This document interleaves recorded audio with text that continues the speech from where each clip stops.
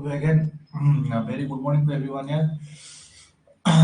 जैसे कि हम लोगों ने सुबह 180 तक तो कवर अप कर लिए थे भाई, ट्रांसमिशन डिस्ट्रीब्यूशन का। तो अभी पूरा लास्ट पार्ट खत्म कर लेते हैं भाई। टोटल जो क्वेश्चन सीरीज है हमारा ट्रांसमिशन डिस्ट्रीब्यूशन का कुछ 350 लगभग है, ठीक है कि नहीं।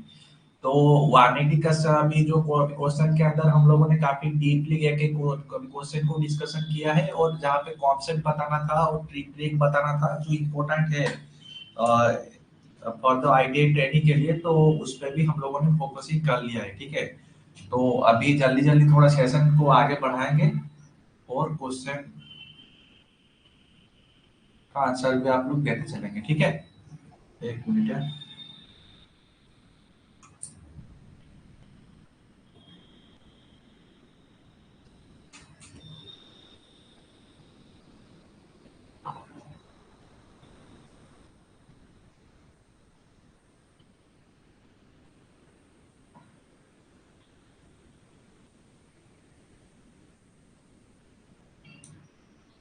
ओके ठीक है, राइट। तो जैसे कि 81 नंबर क्वेश्चन देखिए क्या पूछ रहा है भाई हम लोगों को। What is the efficiency of A transmission line. सभी को पता है एफिशिएंसी मीनिंग क्या है भाई, output power divided by input power, है कि नहीं। तो यहाँ पर अगर आपको बता देता हूँ, एफिशिएंसी यानी कि क्या होता है, आउटपुट बटे इनपुट होता है कि नहीं। तो यहाँ पे आउटपुट क्या होता है, पी रिसीविंग, पावर रिसीविंग कितना हो रहा है हम लोगों का, उसके बाद इनपुट जो होगा power receiving plus losses into 100, उसका सिंप्लीफाई वर्जन अगर हम लोग बोलेंगे, है कि नहीं।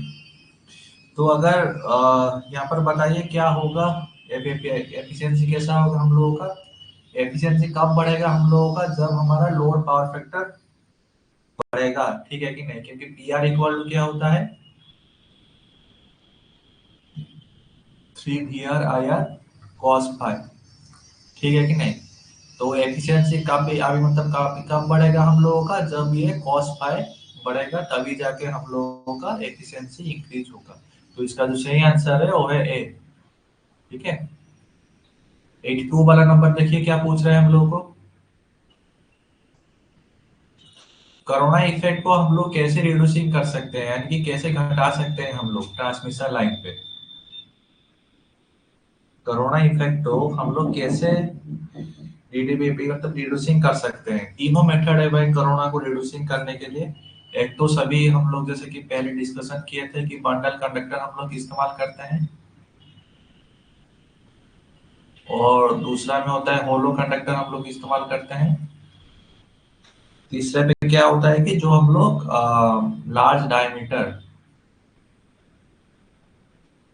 लार्ज डाया कंडक्टर इस्तेमाल करते हैं। तीनों करेंगे तो भाई कोरोना जो होता है थोड़ा सा घट जाएगा, ठीक है कि नहीं। तो यहाँ पर बोलिए भाई सही से क्या होगा इसका, सही से भी मतलब सही answer according to the option. Option के हिसाब से जो सही आंसर है, proper spacing between the conductor, बिल्कुल सही आंसर है इसका। 83 नंबर वाला देखिए क्या पूछ रहा है। पूछ रहा है कि चारों मटेरियल में से ऐसा कौन सा मटेरियल है जो कि हम लोग ट्रांसमिशन एंड डिस्ट्रीब्यूशन लाइन पे इस्तेमाल नहीं करते हैं। ऑब्वियसली बात है भाई, कॉपर इस्तेमाल करते हैं हम लोग, कॉपर भी करते हैं हम लोग, एल्युमिनियम भी करते हैं, स्टील भी करते हैं, टंगस्टन करते हैं क्या हम लोग कहीं पे, लार्ज भी कहीं पर इस्तेमाल करते हैं, बिल्कुल भी नहीं। जो इसका सही आंसर है वो है सी, ठीक है। 84 नंबर देखिए क्या पूछ रहा है। What is the percentage of the fault occurrence in overhead system. Overhead system में कितना फॉल्ट अकरेंस हो सकता है भाई, फॉल्ट का परसेंटेज पूछ रहे हैं हम लोगों को। इसका एक तो ग्राफ था भाई, अगर आगे चल के अगर कोई क्वेश्चन रिपीट होता है तो मैं आपको बता दूंगा कि ओवरहेड लाइन पे जब आगे मतलब कितना फॉल्ट होता है, अंडरग्राउंड केबल पे कितना फॉल्ट होता है, ठीक है। उसके बाद बाद लाइन टू लाइन का फॉल्ट का कितने परसेंटेज होता है, लाइन टू जी का कितना होता है, line to line and line to ground and double L G and symmetrical fault जो होता है, triple L G and triple L.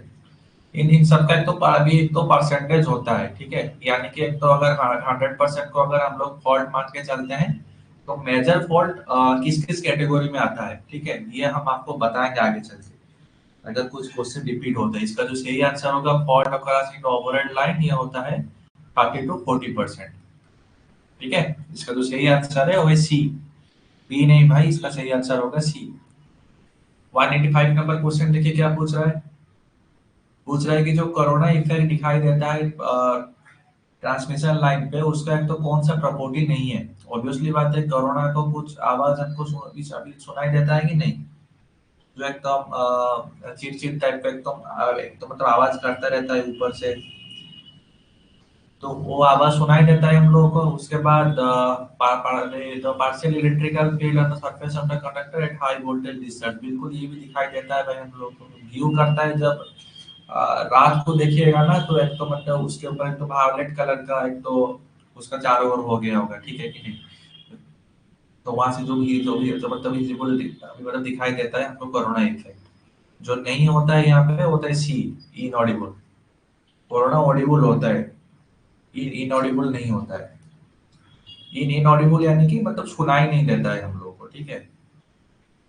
Corona losses does not depending upon, corona losses किसके ऊपर डिपेंडेबल नहीं करता है,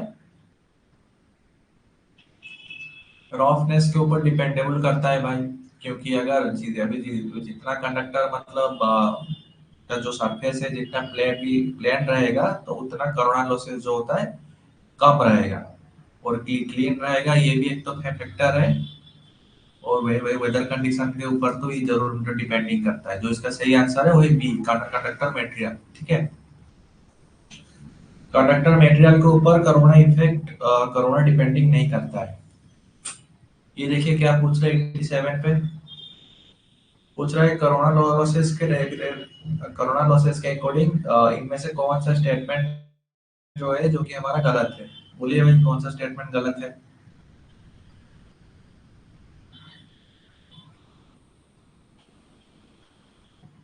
एलिमिनेशन करके चलते हैं भाई हम लोग। यहाँ पर बोल रहा है कि there is definite distribution of the power due to the corona, बिल्कुल सही बात है। कोरोना के लिए कुछ कुछ लॉसेस होता है भाई हमारे ट्रांसमिशन लाइन पे। Corona forms due to the corrosion due to the ozone formation, बिल्कुल ये बात भी सही है। कंडक्टर का सरफेस के ऊपर अगर प्लेन ने नहीं रहा, तो उसके ऊपर करोजन होने के कारण कुछ कुछ ओजन जो मतलब फॉर्मेशन उस जगह पे होगा। यहाँ पर क्या पूछ रहा है, the current drawn by the line due to the corona losses it is sinusoid in the character, बिल्कुल गलत बात है भाई।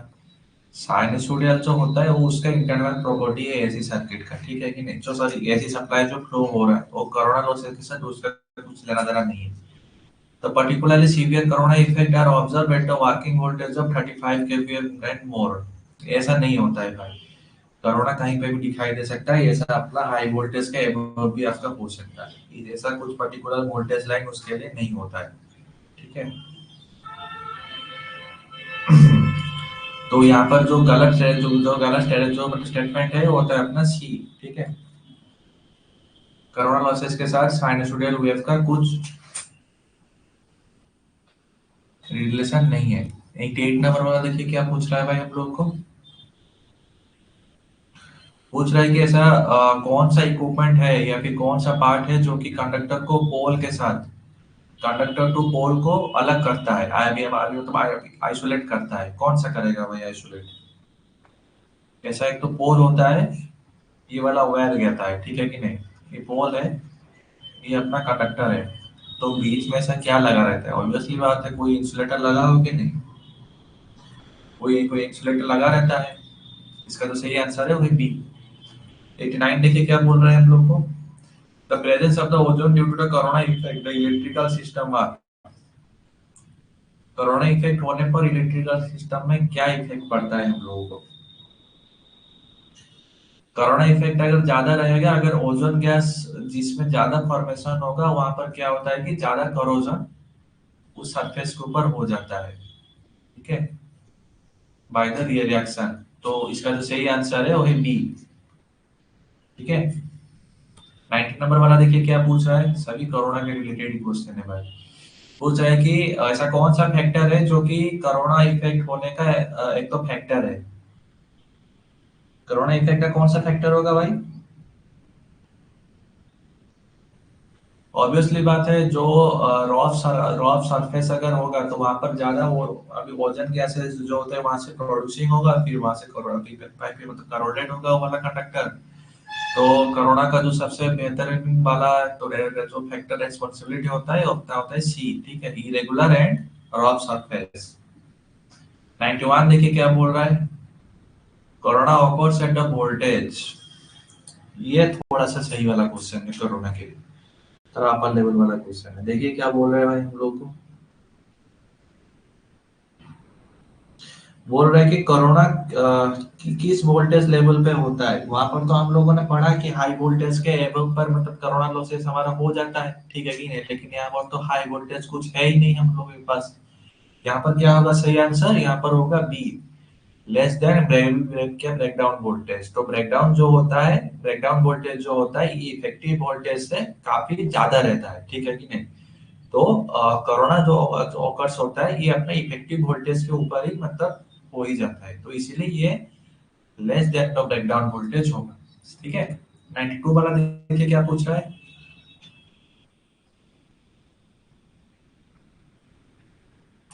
पूछ रहा है कि अगर दो कंडक्टर का अगर जो डिस्टेंस है उसको अगर हम लोगों ने घटा देंगे, ठीक है कि नहीं, अगर अगर दो कंडक्टर के बीच का जो डिस्टेंस है उसको जितना हम लोग छोटा कर देंगे, तो वहां पे जो इलेक्ट्रोस्टैटिक जो प्रेशर जनरेटिंग होगा उससे क्या होगा, कोरोना फॉर्म होगा या फिर नहीं, मतलब नहीं फॉर्म होगा, बोलिए। अभी तो हम लोगों ने पढ़ रहे हैं भाई, बिल्कुल ऑब्वियसली बात है, जितना लॉसेस यानी कि कंडक्टर आसपास रहेगा उतना ही ज्यादा कोरोना फॉर्मेशन होगा हम लोगों के ऊपर। इसका जो सही आंसर है वो है बी। 93 में क्या पूछ रहा है, which of the following motor is used to control the voltage at the end of the transmission line for changing its excitation। Okay ठीक है, तो ट्रांसमिशन लाइन के एंड पे, ठीक है कि नहीं, तो वोल्टेज का एक्साइटेशन को चेंज करने के लिए यानी कि कुछ बढ़ाने के लिए हम लोग कौन सा मोटर इस्तेमाल करते हैं, एक ही तो मोटर है भाई हम लोगों के पास, जो होता है ट्रांसमिशन लाइन जनरेटिंग इन सब के लिए एक ही मोटर फेमस है भाई, सिंक्रोनस मोटर। ऑल्टरनेटर वगैरह तो सब पढ़े ही होंगे भाई आप लोग सब, ठीक है। तो जो मतलब जीटीडी जो होता है आपका जनरेशन ट्रांसमिशन डिस्ट्रीब्यूशन में एक ही मोटर काफी फेमस होता है, वही होता है अपना सिंक्रोनस मोटर, ठीक है। तो वही होता है जो कि अल्टरनेटर के अंदर ही इस्तेमाल होता है। 194 वाला देखिए क्या पूछ रहा है भाई,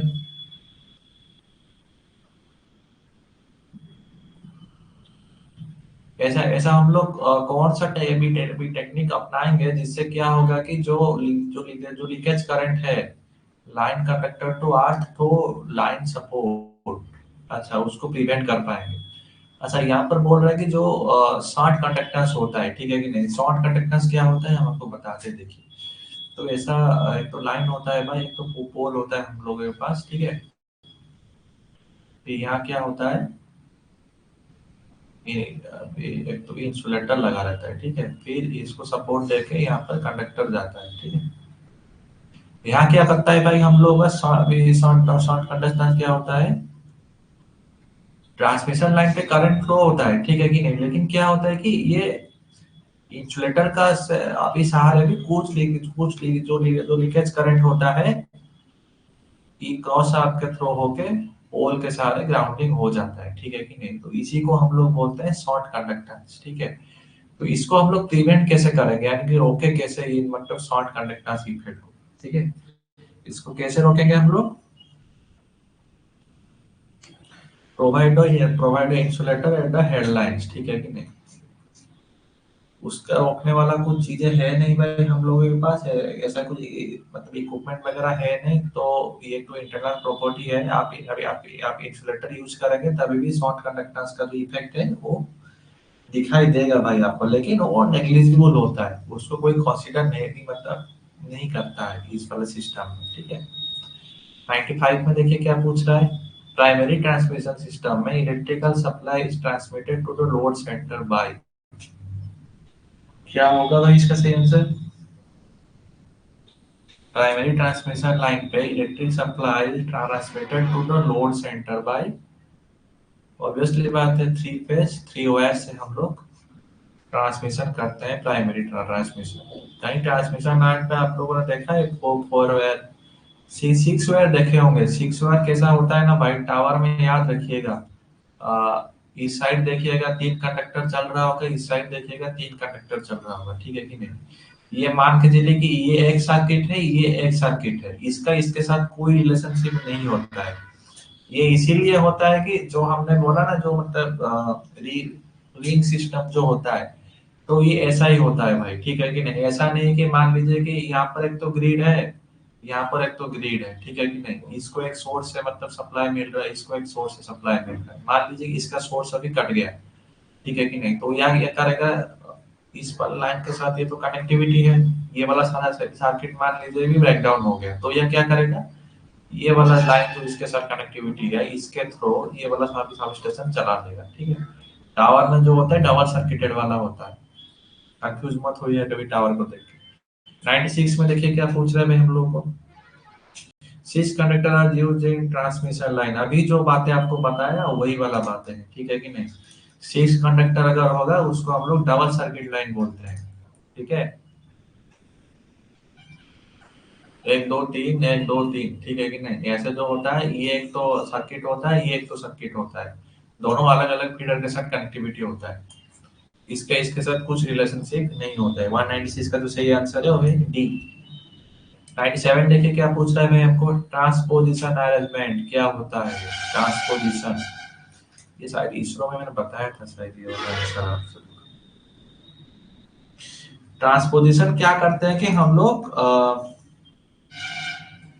लाइन के इंडक्टेंस को मेंटेन करने के लिए, बैलेंस करने के लिए हम लोग ट्रांसपोजिशन अरेंजमेंट करते हैं। ट्रांसपोजिशन अरेंजमेंट यानी कि क्या होता है कि जो तीन फेज निकलता है हम लोगों का, उसको क्या है कि हम लोग सीधे लेके, मान लीजिए कि ये सब स्टेशन से निकला, ए सब स्टेशन से निकला, बी सब स्टेशन को ये वाला फीडिंग करेगा। ऐसे नहीं है कि वो सीधा गया और यहाँ से गया, यहाँ जाके कनेक्टिविटी हो जाता है, ऐसे नहीं होता है।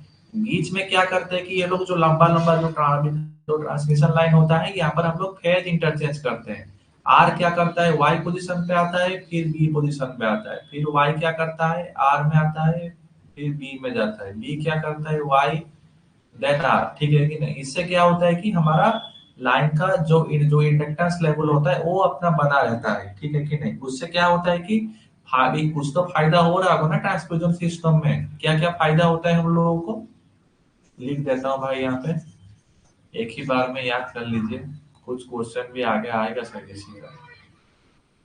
क्या क्या हम लोगों को आता है भाई, एक तो होता है कि हम लोगों के पास जो इंडक्टेंस होता है इक्वल हो जाता है लाइन पे। और क्या होता है, जो रेडियो इंटरफेरेंस होता है उसके आसपास का जो टेलीफोनिक जो लाइन गया होगा, या फिर जो टावर, जो अपना मोबाइल टावर वगैरह जो होगा, ठीक है कि नहीं, वो वाला भी रिड्यूसिंग हो जाता है। रेडियो इंटरफेरेंस होता है, ये भी रिड्यूसिंग हो जाता है। और क्या होता है भाई हम लोगों के पास, बस ये दो ही एडवांटेज आप मान के चलिए भाई, और ज्यादा ज्यादा मत समझिए, बस दो ही मेन इंपॉर्टेंट चीज है, ठीक है कि नहीं। इंडक्टेंस मेंटेन कर लेता है, रेडियो इंटरफेरेंस को अभी क्या रिड्यूसिंग कर लेता है। तो बोलिए भाई क्या रहेगा सही आंसर यहाँ पे, यहाँ पे जो सही आंसर रहेगा ये होता है अपना डी, ठीक है कि नहीं। Reduce the electrostatic unbalance voltage among the three phase, ठीक है। 98 वाला क्वेश्चन देखिए क्या पूछ रहा है, इन चारों में से कौन सा ऐसा प्रोटेक्टिव डिवाइस है जो कि हम लोग ट्रांसमिशन लाइन पे इस्तेमाल करते हैं। कौन सा मेटल इस्तेमाल करते हैं भाई, सिंपल सा बात है भाई, रिले जो होता है ये तो अंदर वाला चीजें है, ठीक है। ट्रांसमिशन लाइन में हम लोग इस्तेमाल नहीं करते हैं। क्या इस्तेमाल करते हैं प्रोटेक्शन के लिए, लाइटनिंग अरेस्टर करते हैं। लाइन इंसुलेटर तो सपोर्ट वाला है, वोल्टेज रेगुलेटर बिल्कुल नहीं है, ठीक है। इसका तो सही आंसर रहेगा वो है अपना बी, ठीक है।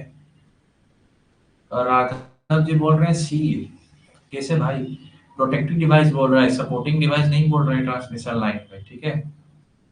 जो सही आंसर रहेगा इसका बी, लाइटनिंग अरेस्टर। यहाँ पर क्या पूछ रहा है देखिए, बोल रहे हैं कि ओवरऑल ट्रांसमिशन लाइन का जो लेंथ हम लोगों को दे दिया है वो क्या होता है अपना ग्रेटर देन 150 किलोमीटर, ठीक है।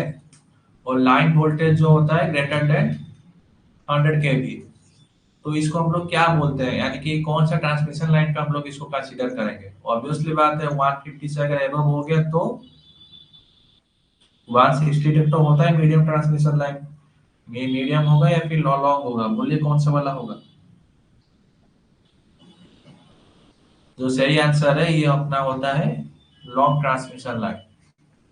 ठीक है, क्योंकि यहाँ कंफ्यूजिंग करने वाला क्या चीज था भाई, अगर ग्रेटर देन 150 हो रहा है तो 160 से तो नीचे हो रहा है ना, तो मतलब तो मीडियम वोल्टेज भी हो सकता है। लेकिन और एक तो भी डाटा दिया है ना कि 100 केवी से ज्यादा है, 100 केवी से ज्यादा होगा तो वहां पर हम लोग लॉन्ग ट्रांसमिशन ही प्रीफर करेंगे। तो ऑब्वियसली बात है अगर एक में लॉन्ग लॉन्ग ट्रांसमिशन कर रहे हैं तो उसका भी आंसर आ जाएगा भी। ठीक है, थोड़ा सा ट्रिकी करके मतलब डाल दे रहा है एग्जामिनर, तो इसको देखिएगा सही से एग्जाम के टाइम। क्या बोल रहा है भाई यहाँ पे देखिए,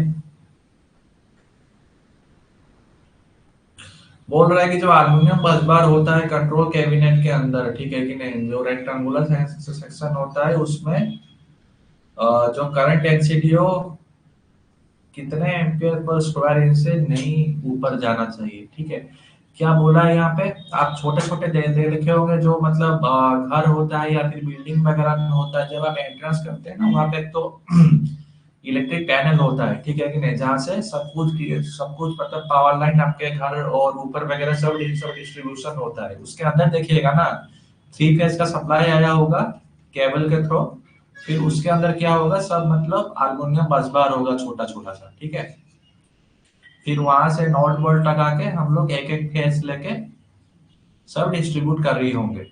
ठीक है, तो वो पूछ रहा है कि वही वाला जो हारमोनियम बस बार होता है कंट्रोल कैबिनेट के अंदर, उसी का क्रॉस क्रॉस सेक्शन कितना होना चाहिए, उसका क्रॉस सेक्शन कितना होना चाहिए? डी 800, 800 एरिया पर स्क्वायर मीटर। ठीक है,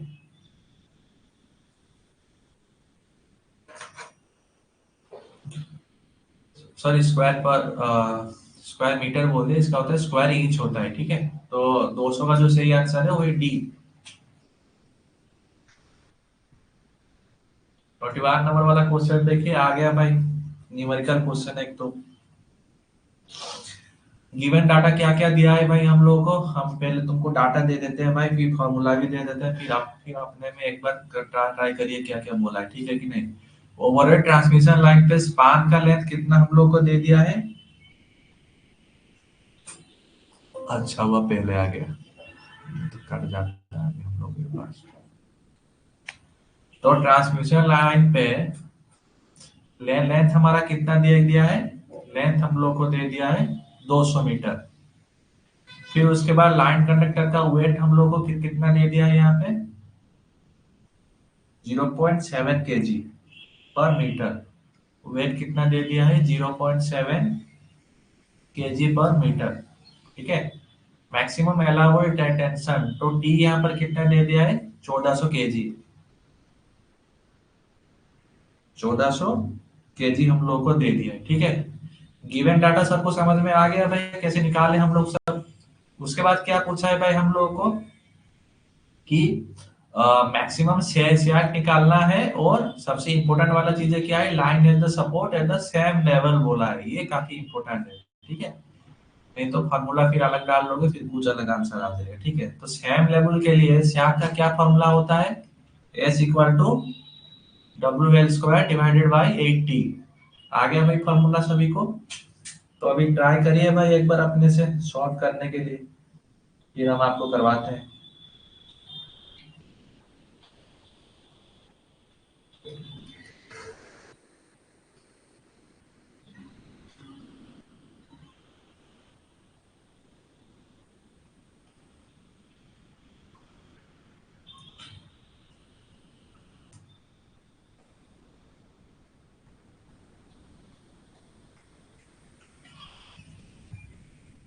तो भाई देखिए अभी हम उसको सॉल्व कैसे करवाते हैं। ठीक है, तो गिवन डाटा हम लोगों ने दे दिया, तो इसको दो जीरो से यहाँ से काटो, दो से यहाँ काटेंगे तो क्या आ जाएगा, 7 आ जाएगा, तो 7 से 7 काट गया, फिर कितना आ जाएगा, 400। 400 आ जाएगा ऊपर, तो 400 डिवाइडेड बाई 8 यानी कि कुछ 25 रिगार्डिंग आ जाएगा। 25 तो पॉइंट है तो बोल के 2.5 मीटर। ठीक है, तो इसका जो सही आंसर रहेगा वो तो अपना 2.5 मीटर। बस फॉर्मूला याद रखिएगा तो क्वेश्चन आपका आराम से सॉल्व हो जाएगा भाई। ठीक है, सेम लेवल पे सैग का फॉर्मूला क्या होता है, WL² डिवाइडेड बाई 8T। अगर यहाँ पर पूछा होता तो अनइक्वल, ठीक है कि नहीं, अनइक्वल लेवल अगर पूछता तो हम लोग क्या फॉर्मूला डालते हैं, S equal to WL² divided by 2T। ठीक है, 8T एंड 2T में कभी कंफ्यूजन मत होइएगा, नहीं तो सब गलत हो जाएगा। ठीक है, देख लीजिए और एक बार। तो चले भाई आगे।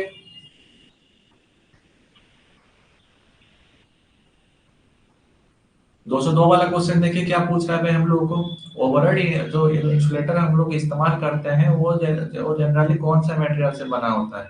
सभी को पता है भाई, कॉमनली कौन से होता है भाई, प्लास्टिक तो होता नहीं भाई, वुड नहीं होता है, सीमेंट नहीं होता है, जो सही आंसर होता है अपना बी, पोर्सिलिन। 203 वाला देखिए क्या पूछ रहा है भाई हम लोग को।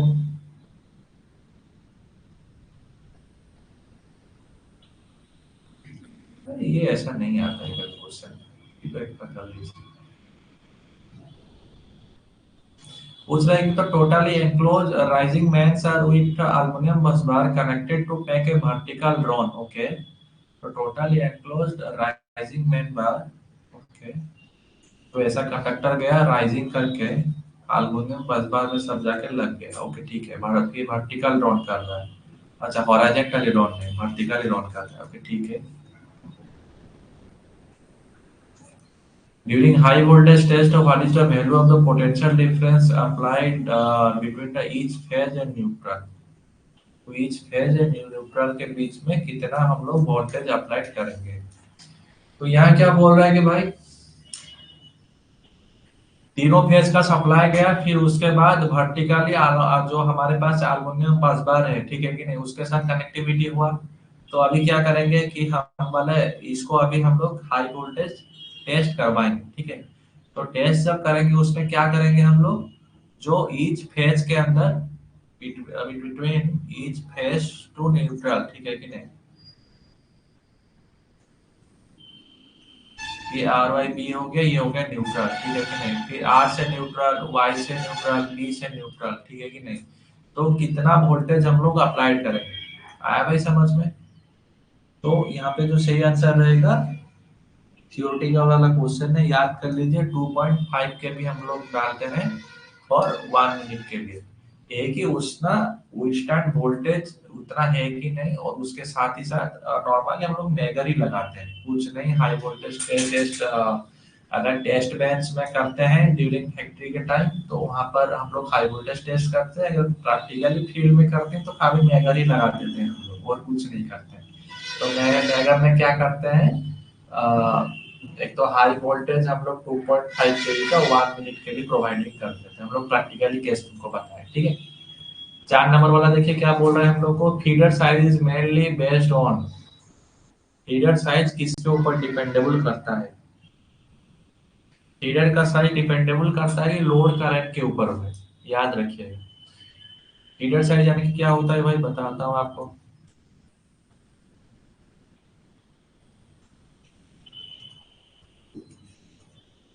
मान लीजिए कि हमारे पास एक तो ट्रांसफार्मर है, ठीक है, 33/11 केवी का, इस पे इनपुट सप्लाई आ गया 33 केवी, फिर यहाँ से बाहर से निकल गया आप लोगों के पास 11 केवी। ठीक है, उसके बाद बस बार में आके एक एक फीडर को चलाएगा, मान लीजिए फीडर ए, फीडर बी, फीडर सी। ठीक है, फीडर सी। तो ए में कितने कंज्यूमर रह रहे हैं, 10 कंज्यूमर रह रहे हैं, बी में कितने रह रहे हैं, 20। तो सी में कितने जन रह रहे हैं, सी में मान लीजिए 30 जन रह रहे हैं। ठीक है, तो आप बताइए भाई अभी लोड, लोड मतलब कौन ज्यादा लेगा। अब सभी में तो वोल्टेज तो समान है, अभी मतलब सभी बस में वोल्टेज तो समान है, तो जहां पर कंज्यूमर ज्यादा रहेगा वो वाला तो उसी में तो ज्यादा मतलब वो इलेक्ट्रिसिटी वहां पर कंज्यूमिंग करेगा, तो ऑब्वियसली बात है। कंज्यूमिंग यानी कि क्या होता है, आई करंट, करंट को मतलब कंज्यूमिंग करेगा।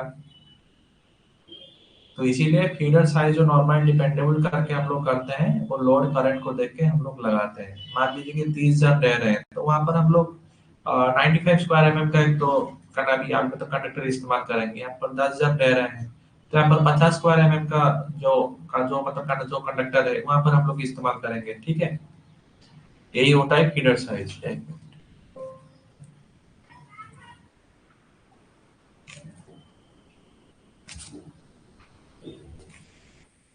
205 वाला देखिए क्या बोल रहे हैं भाई हम लोगों को। अरे यार ये नहीं आएगा, रहने दीजिए। ये भाई डिप्लोमा लेवल का है, काफी लंबा चौड़ा आएगा इसका आंसर, इसका आंसर मत करिए। 6 वाला देखिए, 6 वाला भी क्रिटिकल वोल्टेज निकालने के लिए बोल रहा है, डिस्ट्रक्टिव क्रिटिकल वोल्टेज। अरे रहने दीजिए, ये भी आप नहीं पढ़े होंगे। 7 वाला देखिए क्या बोल रहा है, the voltage rating of the long transmission line. Long transmission line का वोल्टेज रेटिंग कितना होता है? अभी तो हम लोगों ने बताया भाई लॉन्ग ट्रांसमिशन लाइन का वोल्टेज लेवल कितना होता है, एबव 100 केवी। ठीक है, बता देता हूँ भाई आपको एक बार।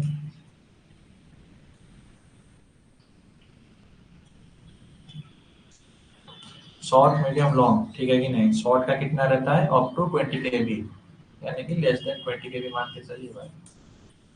और मीडियम का कितना होता है, 22 से लेके 100 केवी। अगर ग्रेटर देन 100 केवी होता है तो उसको हम लोग बोलते हैं लॉन्ग ट्रांसमिशन लाइन। ठीक है, याद कर लीजिएगा डाटा सब। 208 में देखिए क्या पूछ रहा है, which of the material is used to prevent a conductor for coming out of the slot। अच्छा ठीक है, समझ।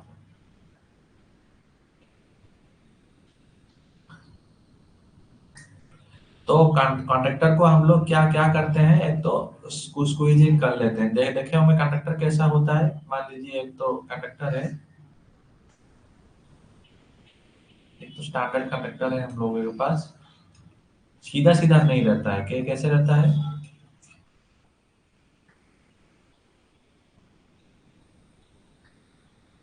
तो थोड़ा स्पाइरलिंग उसमें हुआ होगा। ठीक है, तो कंडक्टर का इस्तेमाल आप होते हैं। ऐसा सीधा नहीं होता है, ऐसा थोड़ा सा स्क्वीज करके, मतलब थोड़ा एस टाइप का उसका मतलब स्ट्रक्चर होता है। ठीक है, वो क्यों होता है, और इसीलिए होता है कि ताकि एक स्ट्रैंड जो होता है वो अपने में मतलब जुड़े रहे, और उसके साथ उसका फ्लेक्सिबिलिटी जो होता है, जो मतलब इंक्रीजिंग होता है। ठीक है कि नहीं? तो यहाँ पर क्या बोल रहे हैं भाई हम लोगों को।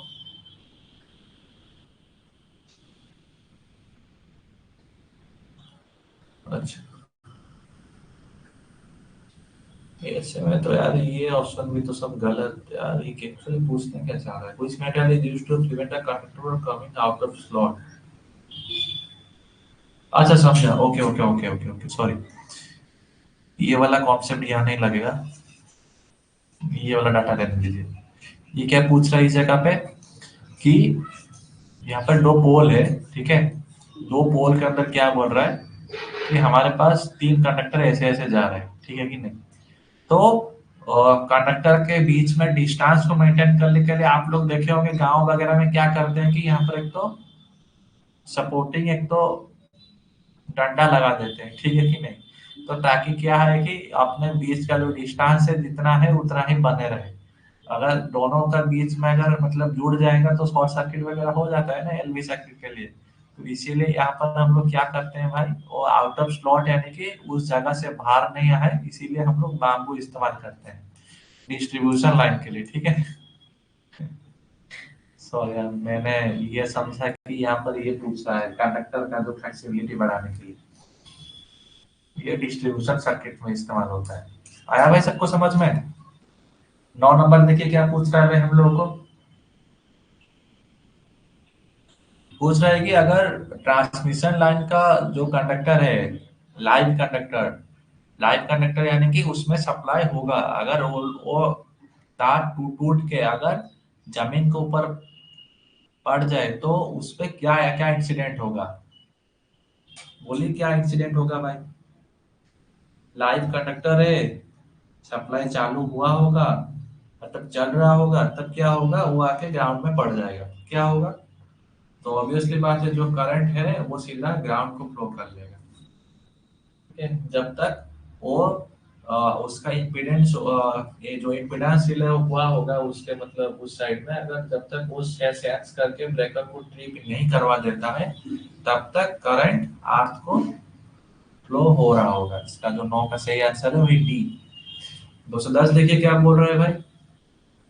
Charging current in transmission line cable lead करता है, लैग करता है। डाटा रिमेम्बर करने वाला चीज है भाई, हमेशा याद रखिएगा चार्जिंग करंट जो होता है ट्रांसमिशन लाइन पे, ट्रांसमिशन लाइन केबल पे, ठीक है कि नहीं, वो होता है अपना lead the voltage by 90 degree. ठीक है, इसका जो सही आंसर है वो है सी। और एक बात, चार्जिंग करंट क्यों आता है, चार्जिंग करंट हमेशा याद रखिएगा इन इलेक्ट्रिक सर्किट इसीलिए आता है due to the capacitance effect, due to the capacitance effect. ठीक है यार, इसको याद रख लीजिएगा, तो charging current in transmission line cable should be lead the voltage by 90 degree. 21 11 number वाला क्वेश्चन देखिए क्या पूछ रहा है भाई हम लोग को। For the satisfactory discharge of the low frequency and high frequency disturbance caused due to the electromagnetic interference the panel are interconnected by. Okay, तो यही पूछ रहा है कि तो पैनल पैनल के बीच में कुछ लो फ्रीक्वेंसी हाई फ्रीक्वेंसी का डिस्टर्बेंस नहीं आए due to the electromagnetic interference के वजह से, उसके लिए हम लोग पैनल को क्या करते हैं भाई, तो पैनल को हम लोग क्या करते हैं कि भाई एकदम सटा के रखते हैं भाई, उसका आसपास का जितना पैनल होता है, ऐसा नहीं है कि एक एक एक पैनल यहाँ रखेंगे दूसरा पैनल इस जगह पे रखेंगे। जब बड़े बड़े सब स्टेशन में देखे होंगे ना, जैसा जो कंट्रोल पैनल होता है वो लोग सब सटा के रखते हैं, इसका मतलब क्या होता है, बर्निंग ब्रेड होता है उसके अंदर। ठीक है, बर्निंग ब्रेड उसको बोला जाता है, जिससे कि क्या होता है कि जो इलेक्ट्रोमैग्नेटिक इंटरफेरेंस है एक दूसरे के अंदर वो और ना आता है। ठीक है, 12 नंबर देखिए क्या पूछ रहे हैं भाई। Most of the high voltage transmission line are in India under water overhead and under sea. Obviously बात है भाई, अभी तक तो इंडिया में सब कुछ ओवरहेड ही चल रहा है, अंडरग्राउंड के लिए बहुत कैपिटल कॉस्ट लगता है, अभी इतना पैसा हम लोगों के पास है नहीं। 13 नंबर देखिए क्या बोल रहे हैं भाई। Which among the following is the main advantage of DC electric power transmission? DC transmission line का मेन एडवांटेजेस क्या है। It can be generating the high DC voltage, बिल्कुल नहीं। इट रिक्वायर टू वाला ये भी सही है। It voltage can be step down easily, step up easy नहीं, इतना भी आसान नहीं है भाई, दोनों ही गलत है। तो बोलिए यहाँ पर क्या सही आंसर रहेगा, यहाँ पर अपना कंडक्टर का सेविंग्स हो जाता है, यही एक तो मेन एडवांटेज। जबकि एसी सर्किट में हम लोग थ्री थ्री फेज में थ्री वायर इस्तेमाल करते हैं, इस कंपैरिजन में जो डीसी में देखेंगे तो वहां पर हम लोग टू वायर इस्तेमाल करते हैं। कल तो बताया था भाई आपको बाइपोलर मोनोपोलर होमोपोलर के बारे में। 214 देखिए क्या बोल रहे हैं भाई।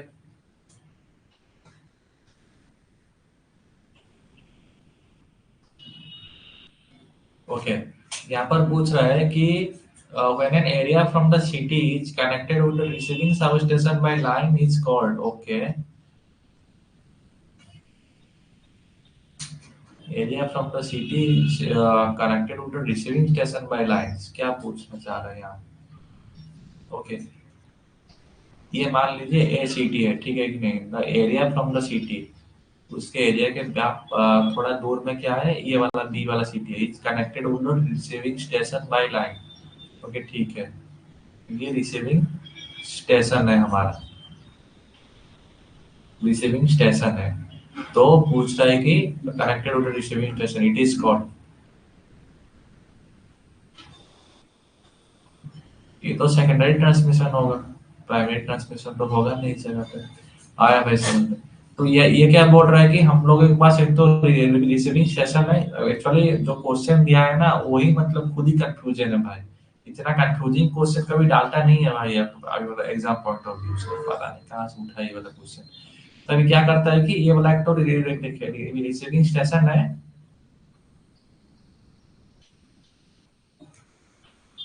रिसीविंग स्टेशन है जो कि एक तो सिटी है, बी एक तो सिटी है, तो पहले जाके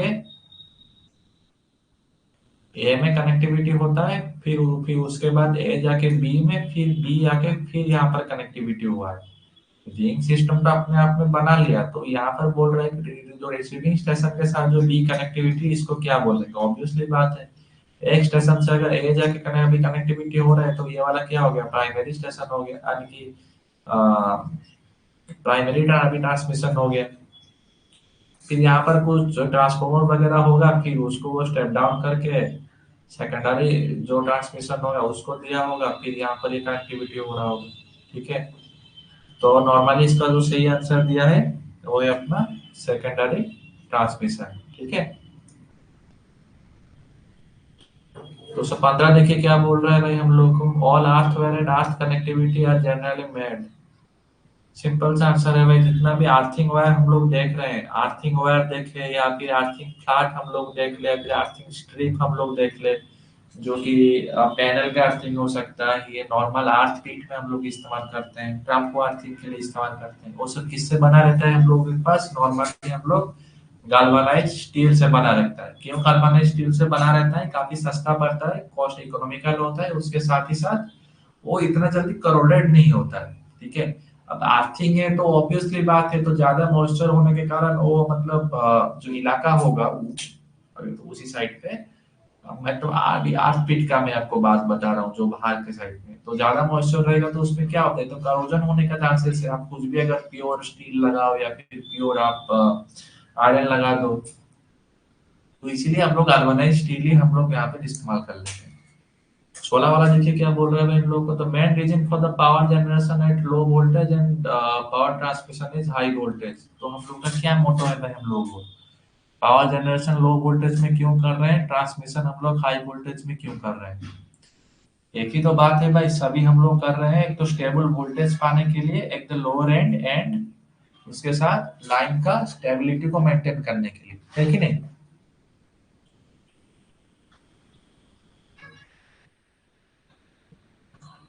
और उसके साथ यहाँ पर देखिए, अच्छा दे तो दिया है पावर ट्रांसमिशन का एक तो मतलब अभी क्वेश्चन पे, लेकिन उसका रिलेटेड कुछ भी यहाँ पर ऑप्शन नहीं दिया गया है। ऑप्शन दिया गया है जनरेशन के रिलेटेड। तो जनरेशन पे हम लोग का क्या बोला है भाई कि साइज जनरेशन हम लोग लो वोल्टेज में क्यों करते हैं? जनरेशन हम लोग लो वोल्टेज में इसीलिए करते हैं कि अगर हाई वोल्टेज में करेंगे तो उसी जगह पे क्या है, मोर इंसुलेशन चाहिए होगा भाई।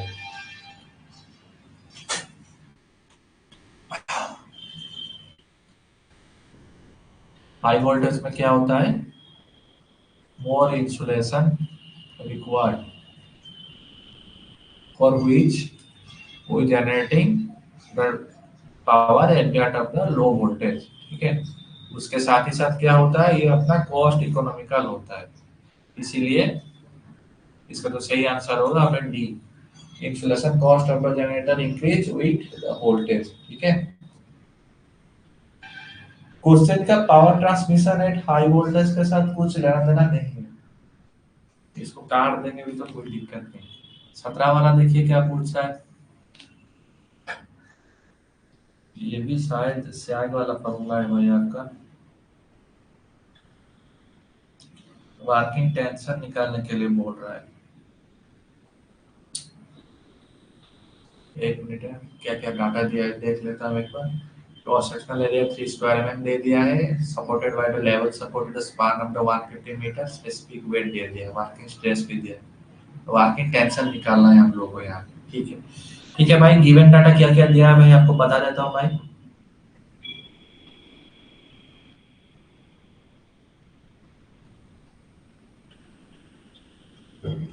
क्रॉस सेक्शनल एरिया हम लोग को दे दिया है 3 सेंटीमीटर पर स्क्वायर, ठीक है कि नहीं? और वर्किंग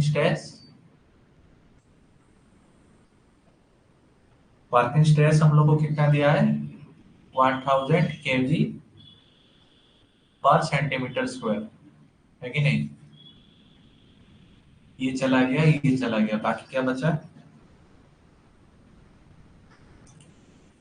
तो इतने से तो हम लोग को निकाल भी सकते हैं ना, का तो एरिया हम लोगों के पास दे दिया है, और वर्किंग टेंशन तो हम लोगों को पूछा है ना।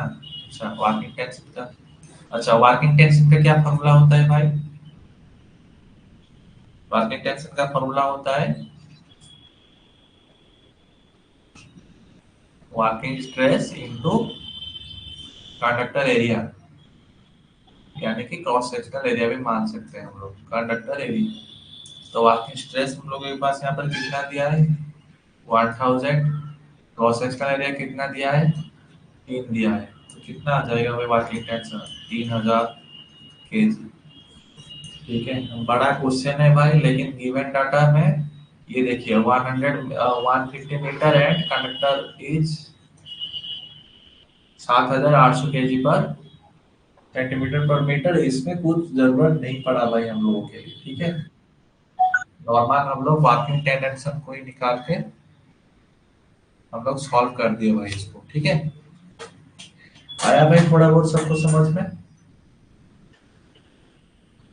18 नंबर वाला क्वेश्चन देखिए क्या पूछ रहा है भाई हम लोगों को। What is the main role of the insulator in electric appliance is to protect. Okay, अच्छा इलेक्ट्रिकल जो अप्लायंस होता है, मान लीजिए कि आपका ग्राइंडर होता है, फ्रिज होता है, ये सब होता है इलेक्ट्रिकल अप्लायंस पर।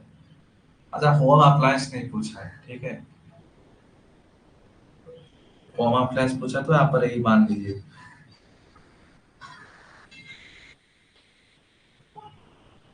अच्छा, जितना इलेक्ट्रिकल अप्लायंस यानी कि जितना सब स्टेशन पे लगा रहता है, सब स्टेशन पे कौन सा लगा रहता है भाई हम लोगों के पास? सर्किट ब्रेकर होता है, एलए होता है, सीटीपीटी होता है हम लोगों के पास। उसको प्रोटेक्टिंग करने के लिए हम लोग इंसुलेटिंग इस्तेमाल करते हैं। क्यों? To protect the electrical conductor, ठीक है कि नहीं। इंसुलेटर हम लोग क्यों इस्तेमाल करते हैं? टू प्रोटेक्ट द कंडक्टर, ठीक है। चलो सही आंसर है वो सी।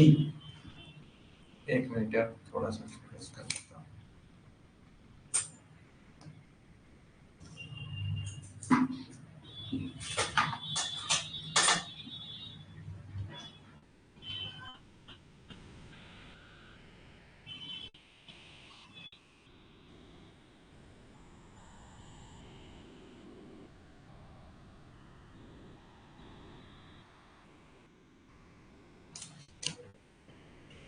ठीक है, तो यहाँ पे क्या बोल रहा है कि what is the use of the cable extended after the end pole, ठीक है कि नहीं। अगर मान लीजिए कि तो एक तो अंडरग्राउंड केबल हम लोगों ने लगा रहे हैं, मान लीजिए कि यहाँ पर एक तो रोड क्रॉसिंग है, ठीक है कि नहीं।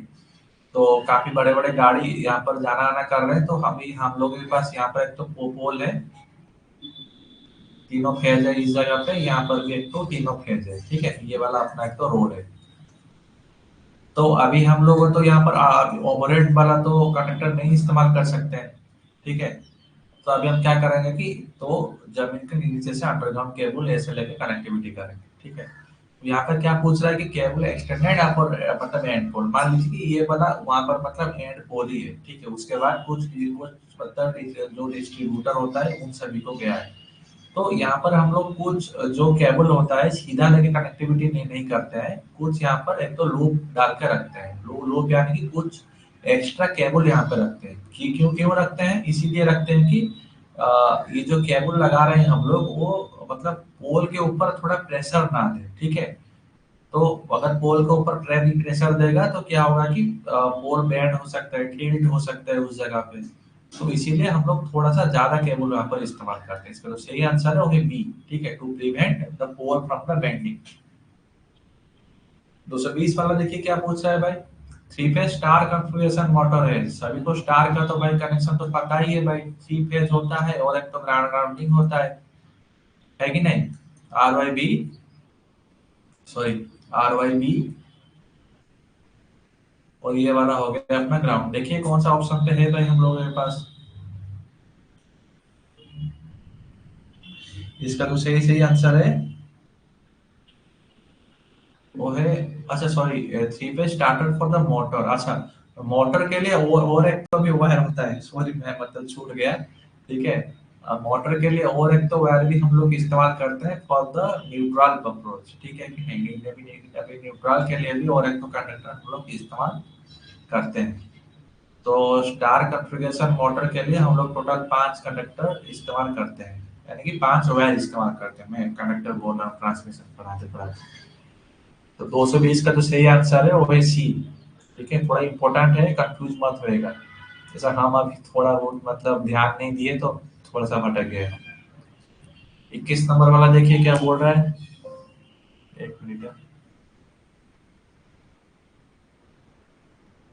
21 नंबर वाला देखिए क्या बोल रहा है।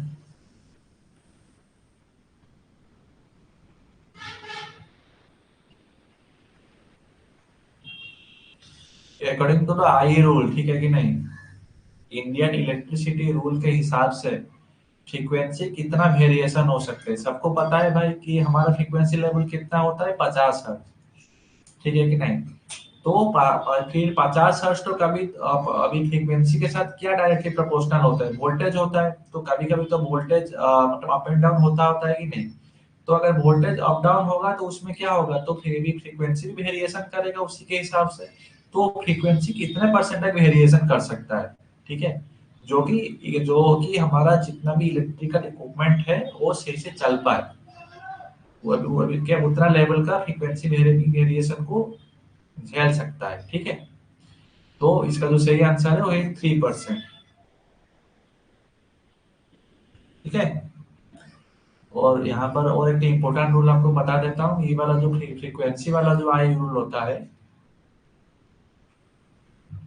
फ्रीक्वेंसी वाला जो आई रूल होता है, ये होता है हम लोगों के पास आई रूल नंबर 55।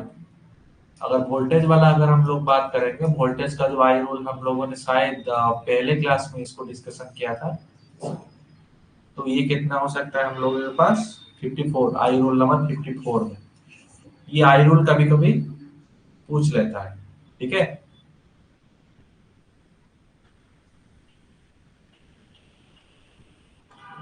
222 वाला देखिए क्या पूछ रहा है भाई हम लोग, in feeder in the transmission line feed the power to. Okay, transmission line पे फीडर कौन सा है पूछ रहा है।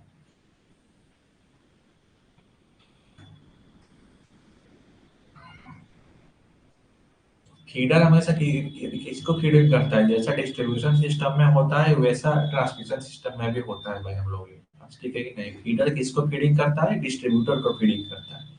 डिस्ट्रीब्यूटर से निकलता है अपना सर्विस में। ठीक है कि नहीं।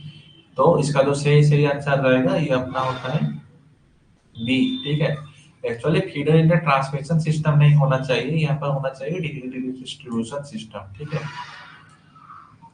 यहाँ पर होना चाहिए डिस्ट्रीब्यूशन सिस्टम। ट्रांसमिशन सिस्टम में ऐसा कुछ फीडर का कॉन्सेप्ट नहीं होता है। ठीक है, मतलब होता है लेकिन अलग लैंग्वेज में हम लोग उसको इस्तेमाल करते हैं कि ये सर्किट, ये फीडर, ये मतलब फलाना मतलब अपना सब स्टेशन को फीडिंग कर रहा है, ये फीडर इस वाले इंडस्ट्री को फीडिंग कर रहा है। ठीक है, उसी को हम लोग मान के चलते हैं। लेकिन यहाँ अप्रोप्रिएट रहेगा अकॉर्डिंग टू द जो अपना ऑप्शन के हिसाब से, ये जो मतलब डिस्ट्रीब्यूशन सिस्टम ही सही रहेगा। 23 नंबर देखिए क्या पूछ रहा है, long distance power transformation is to be. Long distance को कैसे हम लोग कवर अप कर लेते हैं भाई पावर पावर ट्रांसमिशन लाइन पे। लॉन्ग डिस्टेंस ट्रांसमिशन के लिए हम लोग हाई वोल्टेज का जो ट्रांसमिशन लाइन होता है हम लोग यहाँ पर इस्तेमाल करते हैं। ठीक है, 23 का जो सही आंसर है वो है ए। 24 देखिए क्या पूछ रहा है, the function of the tower in a power transmission is to support. तो टावर का क्या काम रहता है भाई, टू स्टॉप द इलेक्ट्रिसिटी नहीं भाई, तो stay work of the ground wire to keep the service line on sufficient clearance between the line conductor and the ground. बिल्कुल ये वाला बात सही है। 224 का जो सही आंसर है वो डी। 25 देखिए क्या बोल रहा है भाई हम लोग को, insulator rings are used for the electricity deliver pole are to the made of. Okay,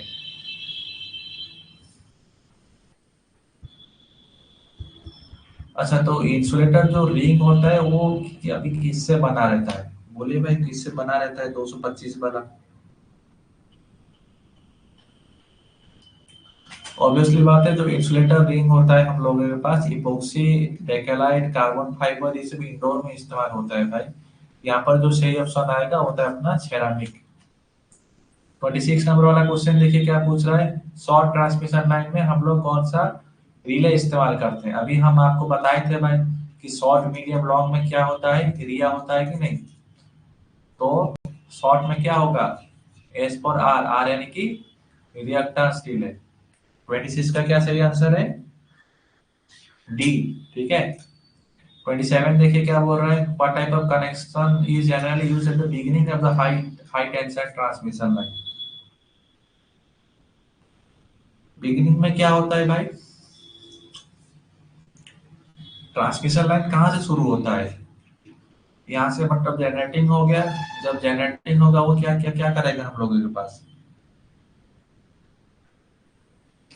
delta होता है। ठीक है। फिर वो डेल्टा जाके एक ट्रांसफार्मर को फीडिंग करता है।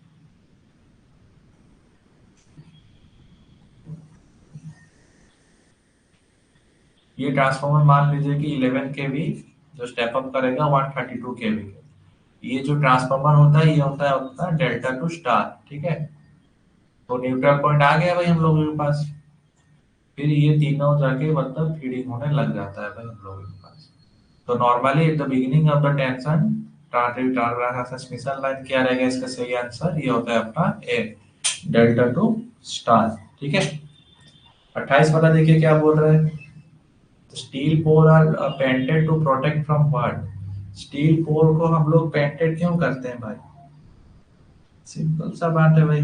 पोल को हम लोग अभी कोरोजन होने से ही तो प्रोडक्ट में प्रोटेक्ट करने के लिए तो पेंटिंग करते हैं हम लोग, ताकि स्टील पोल का एफिशिएंसी बना रहे। 28 का जो सही आंसर है वो है ए। 29 पे क्या बोल रहा है, utility pole is a column और post used for the support. Okay. Utility यानी कि जो अपना पावर पावर यूटिलिटी होता है, यानी कि जो विद्युत आपके सभी के घर को वितरण करता है, उस संस्थान को बोलते हैं हम लोग यूटिलिटी। तो वो वाला जो पोल जहां पर गाड़ेगा उसको क्या बोलेंगे, यूटिलिटी पोल ही बोल देंगे भाई। ठीक है। तो utility pole is a column और post used for the support, तो इसको सपोर्ट करता है जो यूटिलिटी पोल पोल होता है। ये जो यूटिलिटी पोल जो होता है ये ओवरहेड आपका पावर लाइंस जो 11 के भी हो सकता है, या फिर 3 फेज का 415 वोल्ट का हो सकता है, जो पावर पावर लाइन घर में सप्लाई आता है वो पावर लाइन हो गया। फिर फाइबर ऑप्टिक्स केबल होता है उस सभी में, जो अगर जो टेलीफोनिक डिपार्टमेंट होता है वो भी यूटिलिटी के साथ कॉम्बिनेशन में चल जाता है कि भाई एक ही पोल के ऊपर सब सब डाल देते हैं। तो अभी तो हालत ऐसा है अभी। फिर क्या लगता है उसी में स्ट्रीट स्ट्रीट लाइट भी लगा देता है अपना म्युनिसिपैलिटी वाला। ठीक है। तो 29 का जो सही आंसर है वो है डी। 30 वाला देखिए क्या पूछ रहे हैं, one of the disadvantages of the corona, कौन सा सबसे बड़ा डिसएडवांटेजेस है। सभी तो डिसएडवांटेजेस लग रहा है भाई हम लोगों को। ठीक है। इंक्रीज इन इंडक्टेंस, ये तो एक टाइप का एक तो एडवांटेज आ जाएगा आपका। Working as a safety valve for the surges, ये भी नहीं होगा क्या। रिड्यूसिंग द पावर लॉसेस, नहीं। अभी जो डिसएडवांटेज क्या होगा, ये होता है अपना पावर लॉस। ठीक है। 131 नंबर वाला क्वेश्चन देखिए क्या पूछ रहा है भाई हम लोग को। 131 पे हम लोग को क्या पूछ रहा है अभी देखिए, प्राइमरी ग्रिड सबस्टेशन हम लोग किसको बोलते हैं, प्राइमरी ग्रिड सबस्टेशन हम लोग किसको बोलते हैं।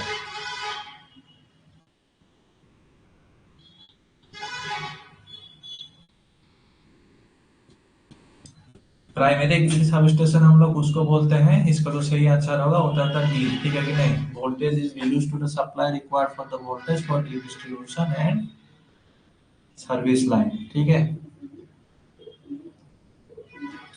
तो अपने कंज्यूमर के अभी जो अकॉर्डिंग यानी कि जो भी अपना रिक्वायरमेंट होगा उसी के हिसाब से जो वोल्टेज को स्टेप डाउन करता है उसके साथ डिस्ट्रीब्यूट करता है, उसी को हम लोग बोलते हैं प्राइमरी ग्रिड सबस्टेशन। ठीक है। 32 वाला देखिए क्या बोल रहा है, इन चारों ऑप्शन में से कौन सा मेटेरियल होता है जिसपे कि स्किन इफेक्ट पाया जाता है। सुबह से तो इसी के ऊपर ही डिस्कशन कर रहे हैं हम लोग।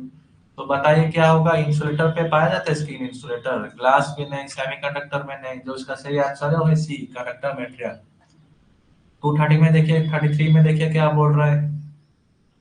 सर सस्पेंशन टाइप इंसुलेटर हम लोग कहाँ इस्तेमाल करते हैं, ठीक है, दे दिया ना भाई यहाँ पे। सभी को हम लोग बार बार बोल रहे हैं कि सस्पेंशन इंसुलेटर जो होता है ट्रांसमिशन लाइन पे इस्तेमाल होता है कि नहीं। तो ट्रांसमिशन में प्राइमरी होता है, सेकेंडरी ट्रांसमिशन होता है। लेकिन यहाँ पर देखिए दो दो वोल्टेज दे दिया है, बोलिए अभी कौन सा वाला आप तुक्का लगाएंगे। प्राइमरी वोल्टेज जो होता है 132 केवी होता है। सेकेंडरी जो ट्रांसमिशन वोल्टेज होता है ये भी 66 केवी होता है। दोनों में लगता है कि नहीं सर जो सस्पेंशन इंसुलेटर, तो यहाँ पर प्रायोरिटी के लिए हम लोग किसको मान के चलेंगे।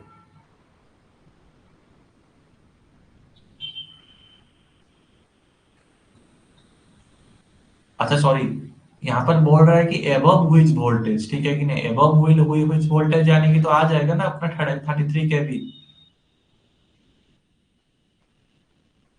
एबव व्हिच वोल्टेज यानी कि 33 केवी इसका सही आंसर रहेगा। 33 केवी से तो ऊपर हम लोग अभी मतलब मानते हैं ना सेकेंडरी ट्रांसमिशन, फिर आ जाता है प्राइमरी ट्रांसमिशन, ठीक है। इसका जो सही आंसर रहेगा वो तो अपना डी। 34 में देखिए क्या पूछ रहे हैं हम लोग को, corona occurs between two transmission wire when they are closely spaced, a wide gap, high potential difference, क्या होगा भाई। कोरोना कब ज्यादा रहेगा, जब हाई पोटेंशियल डिफरेंस रहेगा दोनों पे, दोनों ट्रांसमिशन वायर पे जब हाई पोटेंशियल जो मतलब डिफरेंस रहेगा तभी जाके कोरोना वहां से ज्यादा प्रोड्यूसिंग होगा। 235 देखिए क्या बोल रहा है, कोरोना ऑब्जर्व ऑन, कोरोना की किस पे दिखाई देता है, डीसी ट्रांसमिशन लाइन पे दिखाई देता है।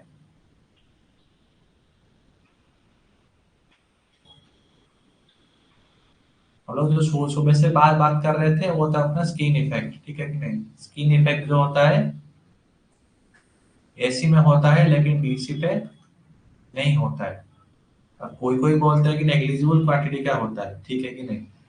तो नॉर्मली मान के चलिए कि स्किन इफेक्ट डीसी में नहीं होता है, लेकिन कोरोना जो होता है AC and DC transmission line, both transmission line पे होता है, ठीक है।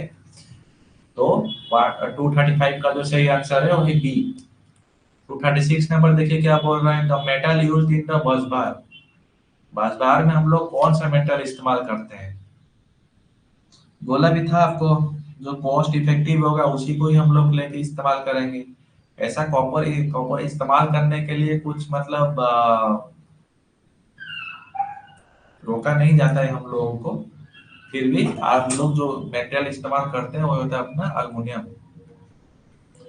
Due to the cost factor को हम लोग मैटर करके। 237 देखिए क्या पूछ रहा है भाई हम लोग को, what is the advantage of underground cable in comparison to the overhead distribution line. Underground cable का क्या एडवांटेज होता है, underground cable low low cost होता है क्या, बिल्कुल भी नहीं। इजी मेंटेनेंस होता है नहीं भाई, फॉल्ट वगैरह हो गया तो अभी उसको फॉल्ट लोकेशन को आइडेंटिफाई करते करते आपको मतलब पूरा दिन निकल जाएगा आपका। तो can be used in the high voltage circuit, ये भी नहीं है भाई। हाई वोल्टेज के लिए तो हम लोग ओवरहेड ही हम लोग प्रीफर ही कर लेते हैं, कि उसका भी तो लिमिट भी तो है 66 केवी तक इस्तेमाल करने के लिए। फिर क्या पूछ रहा है कि और क्या एडवांटेज हो जाता है, it can be used in the congested area, जहां पर हम लोग ओवरहेड लाइन नहीं डाल सकते वहां पर हम लोग अंडरग्राउंड केबल से काम चलाते हैं। 38 पे क्या पूछ रहा है, the most common type of fault in overhead transmission line, ये आई ना बात हम बोल रहे थे जहाँ पे।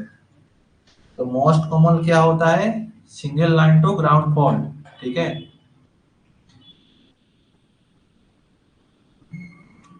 अगर आपको फ्रीक्वेंसी अगर आपको बता दूंगा तो क्या क्या होगा,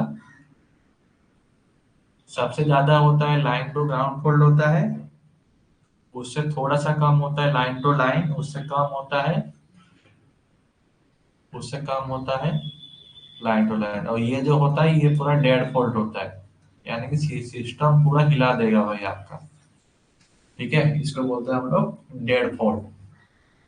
तो 238 का क्या सही आंसर रहेगा, सबसे ज्यादा क्या होता है लाइन टू ग्राउंड फॉल्ट जो होता है ये सबसे ज्यादा होता है। तो 238 का क्या सही आंसर है, बी। 239 देखिए क्या बोल रहे हैं हम लोगों को, rule number 74 in Indian electricity rule 1956 में overhead transmission overhead line deals with किसके साथ डील्स करता है? याद करने वाला चीज है भाई, overhead transmission line deals with the materials and the strengths, ठीक है।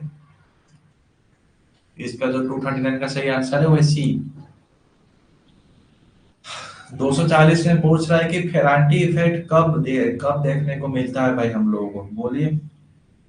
इन सब को दे देते हैं कि फेरांटी इफेक्ट ऑलवेजली नो लोड पे देखने को मिलता है। अब आइदर ये होगा या फिर ये होगा, बताइए कौन सा वाला सही रहेगा इसमें।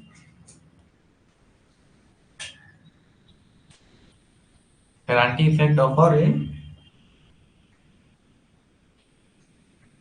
Receiving end voltage is greater than the sending end voltage, ठीक है। उसी जगह पे फेरांटी इफेक्ट दिखाई देता है। तो 240 का जो सही आंसर रहेगा ये अपना ए होता है, ठीक है। 241 में क्या बोल रहे हैं, which metals are the sleeves used in the conductor on the overhead lines, okay। कौन सा मेटल का स्लीव इस्तेमाल करते हैं conductor on the overhead line, अच्छा ठीक है। तो यहाँ पर क्या करते हैं कि जो कंडक्टर का बीच में जो हम लोग टी कनेक्शन कल मतलब बात कर रहे थे ना, यहाँ पर जो टी कनेक्शन हम लोग करवाते हैं, एक मेटेरियल के ऊपर अगर दूसरा मेटेरियल अगर ऐसा हम लोग करेंगे तो उस जगह पे चांसेस है कुछ करोजन वगैरह होने के लिए, या फिर उसमें होते होते कुछ हॉटस्पॉट वगैरह भी आ सकता है, ठीक है। तो उसी के लिए हम लोग क्या करते हैं कि इसके ऊपर एक तो स्लीव डाल देते हैं फॉर सेफ्टी के लिए, ठीक है। एक तो स्लीव इसके ऊपर डाल देते हैं। ये स्लीव जो होता है किससे बना होता है हम लोगों के लिए, ये स्लीव जो होता है एक तो कंडक्टर का मेटेरियल होता है हम लोगों के लिए, ठीक है। 242 देखिए क्या बोल रहा है, which connection of a three phase transmission line made at the substation transmission line, okay.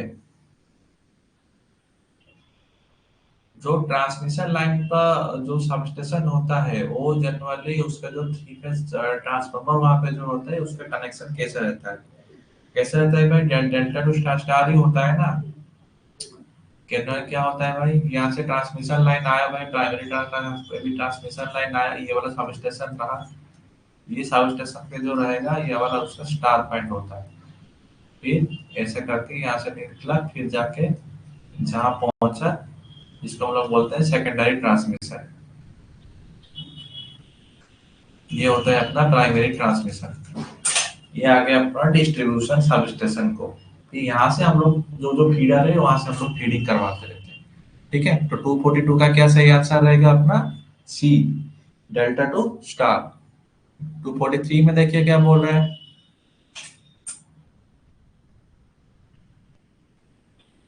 बोल रहे हैं कि अगर हम लोग स्टील ट्यूबुलर पोल इस्तेमाल करेंगे तो एक तो स्पान का लेंथ क्या होगा, अगर स्टील ट्यूबुलर पोल इस्तेमाल करते हैं हम लोग तो ये एक स्पान का लेंथ कितना होगा, पोल के दोनों पोल के बीच में जो हम लोग कंडक्टर खींचेंगे उसको हम लोग एक स्पान बोलते हैं, ठीक है।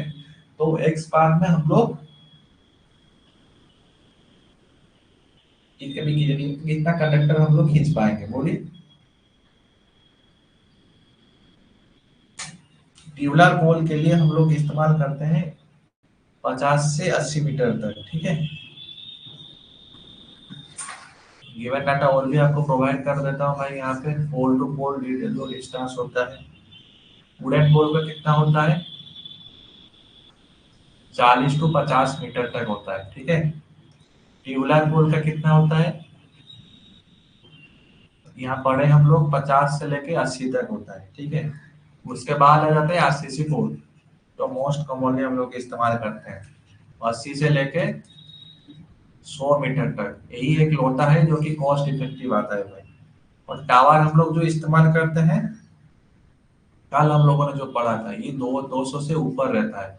तो अकॉर्डिंग टू यहाँ पर अगर देखेंगे तो 100 मीटर से भी ऊपर अगर हो जाता है तो वहां पर हम लोग टावर इस्तेमाल करते हैं। लेकिन प्रैक्टिकली अगर बताएंगे ना तो 100 मीटर के ऊपर हम लोग एक तो एच टाइप का एच पोल ही हम लोग इस्तेमाल कर लेते हैं, ठीक है। वो भी एक तो टावर कैटेगरी में आता है, ठीक है। तो आप टावर मान के चलिए कि 100 मीटर से ऊपर रहेगा तो हम लोग वहां पे टावर इस्तेमाल करेंगे। 44 में देखिए क्या पूछ रहे हैं, which type of insulator are used on the straight ST line pole. अच्छा, तो स्ट्रेट एसटी लाइन पोल के ऊपर कौन सा वाला हम लोग इस्तेमाल करेंगे? ऑब्वियसली बात है, सब क्वेश्चन से ही पता चल रहा है। एक लाइन के ऊपर जो कंडक्टर है उसको स्ट्रेट स्ट्रेट रखना है, ठीक है। तो कौन सा जो इंसुलेटर होता है मतलब स्ट्रेट स्ट्रेट होता है, यही तो होता है इकलौता एक टाइप इंसुलेटर। 45 में देखिए क्या बोल रहा है, तो insulator use in the stay wire, जो पोल को सपोर्टिंग करने के लिए जो आर्थ वायर हम लोग इस्तेमाल करते हैं, गाय वायर हम लोग सॉरी जो स्टे वायर हम लोग इस्तेमाल करते हैं, यहाँ पर जो इंसुलेटर लगा रहता है कौन सा टाइप का इंसुलेटर होता है हमारे पास? ये होता है अपना स्टे इंसुलेटर या फिर एग इंसुलेटर, ठीक है। इसका तो सही आंसर रहेगा, ये होता है अपना एग। 246 का क्या बोल रहा है, which of the following equipment is most suitable for protection against the high voltage surges? High voltage surge को हम लोग कंट्रोलिंग करने के लिए तो लाइटनिंग अरेस्टर हम लोग इस्तेमाल करते हैं, लेकिन हाई वोल्टेज अभी जो लाइन पे हम लोग कौन सा जो लाइटनिंग अरेस्टर है हम लोग यहाँ पे प्रिफरेबल करते हैं?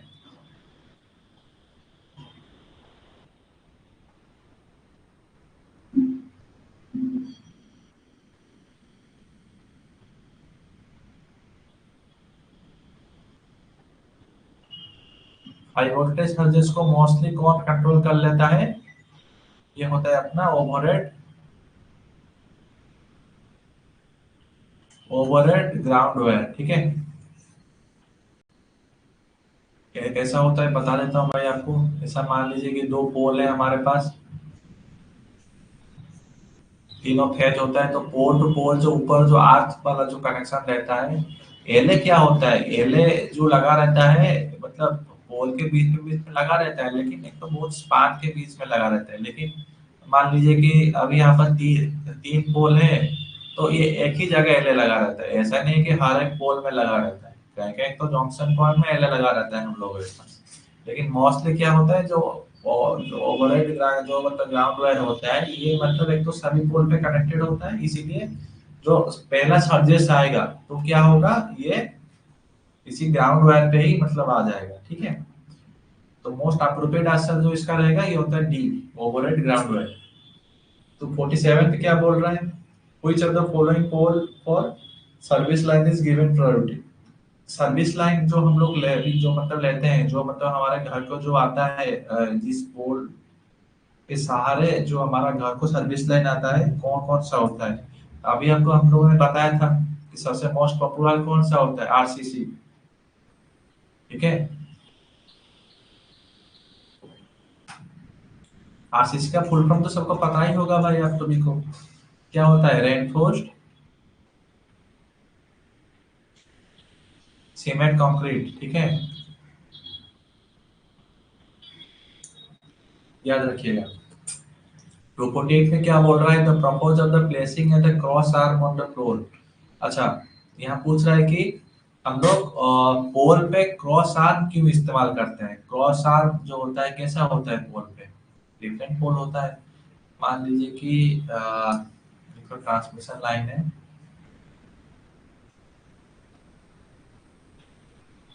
इस पे जो सपोर्टिंग देता रहता है, तो क्या रहेगा इसका सही आंसर 248 का? 48 का जो सही आंसर रहेगा ये होता है अपना बी, ठीक है, फिक्स द इंसुलेटर, ठीक है। 249 नंबर वाला क्वेश्चन देखिए क्या बोल रहा है, हाँ बिल्कुल सही है। 249 पे क्या बोल रहा है हम लोगों को,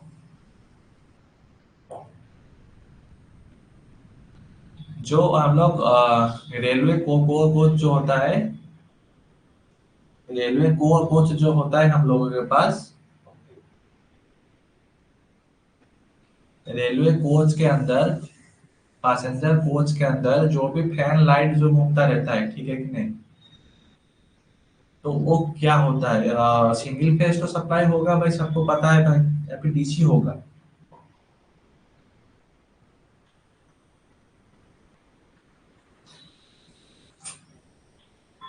सॉरी मैं गलत बताया वाला बात है। यहाँ ये क्या करता है कि जो फैन लाइट घूमता रहता है हम लोगों के पास, वो चलता रहता है अपना डीसी करंट से, ठीक है।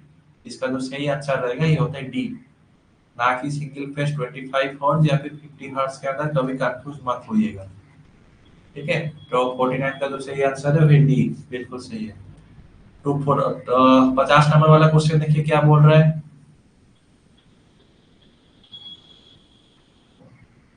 पूछ रहा है कि the neutral of the three phase distribution line अगर आर्थर नहीं हुआ होगा तो वोल्टेज, थ्री फेज डिफरेंस, अच्छा ठीक है। एक तो स्टार कनेक्शन है हम लोगों के पास, स्टार कनेक्शन में क्या बोल रहा है, जो न्यूट्रल लाइन होगा हम लोगों के पास ये आर्थर नहीं हुआ होगा, तो क्या फर्क पड़ेगा भाई हम लोगों के पास, बोलिए। सभी डी बता रहे हैं।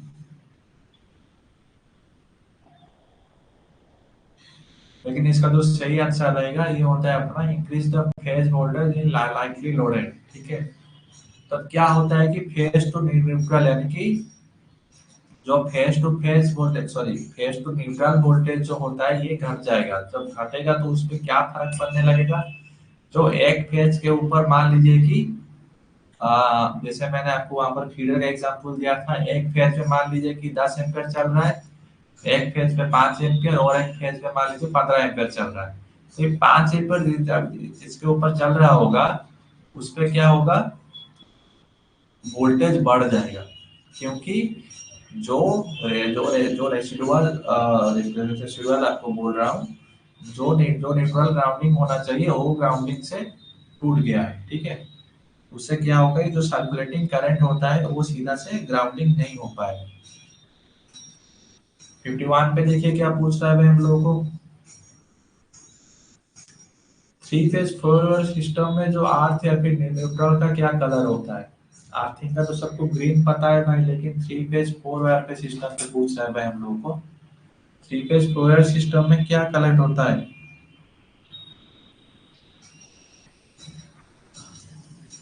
थ्री फेज फोर वायर में अर्थ एंड न्यूट्रल का एक ही कलर होता है, जिसको हम लोग बोलते हैं सी, ब्लैक, ग्रीन नहीं होगा इसका। 252 नंबर देखिए क्या बोल रहा है, what is the minimum clearance between the low and medium lines from the ground, ठीक है कि नहीं। तो ग्राउंड क्लियरेंस आपको सब पूछ रहा है for the low and medium line voltage का, बोलिए क्या होगा, मिनिमम क्लियरेंस कितना होगा।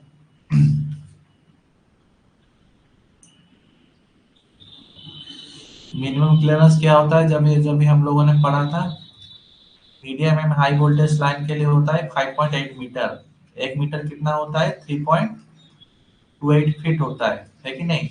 एक मीटर इक्वल टू 3.28 फीट, तो इसको मल्टीप्लाई करिए कितना आंसर आएगा, लगभग इसको सॉल्व करेंगे तो सही आंसर आ जाएगा अपना सी, 19 फीट, ठीक है। अगर हाई वोल्टेज लाइन अगर हमको पूछता, जैसा हम लोगों ने यहाँ पर सॉल्व किया है, 6.1 मीटर होता है कि नहीं, 6.1 मीटर को अगर कन्वर्सन करेंगे तो आ जाएगा कुछ 20 फीट आ जाएगा, ठीक है। ज्यादा फर्क नहीं है दोनों में, कंफ्यूजिंग मत होइएगा दोनों क्वेश्चन। 253 वाला देखिए क्या पूछ रहा है, इन high voltage transmission line the top most conductor, कौन सा टॉप मोस्ट कंडक्टर होता है भाई। हाई वोल्टेज ट्रांसमिशन लाइन पे जो टॉप मोस्ट कंडक्टर होता है यही होता है अपना अर्थ कंडक्टर, बोलते हैं हम लोग उसको, क्या बोलते हैं, अर्थ कंडक्टर बोलते हैं। 254 नंबर देखिए क्या बोल रहा है, बंडल कंडक्टर हम लोग ईएचवी ट्रांसमिशन सिस्टम में किस लिए इस्तेमाल करते हैं, बंडल कंडक्टर हम लोग ट्रांसमिशन लाइन पे क्यों इस्तेमाल करते हैं, कोरोना लॉसेस को रिड्यूसिंग करने के लिए कि नहीं, कोरोना लॉसेस को रिड्यूसिंग करने के लिए। तो ऑब्वियसली बात है, तो सी तो नहीं होगा हम लोगों के पास। बाकी तीनों में बताइए कौन सा सही रहेगा। रिड्यूस द लाइन कैपेसिटेंस, ये तो इंक्रीज कर लेता है, रिड्यूसिंग कहाँ करता है, ये भी गलत बात है। Increase the line reactance, line reactance नहीं, लाइन का जो इंडक्टेंस होता है उसको रिड्यूसिंग करता है, ये वाला भी गलत है। रिड्यूस द वोल्टेज ग्रेडियंट, बिल्कुल ये वाला आंसर इसका सही है, ठीक है। तो 254 का जो सही आंसर रहेगा ये होता है अपना B, reduce the voltage gradient. 55 पे देखिए क्या बोल रहा है।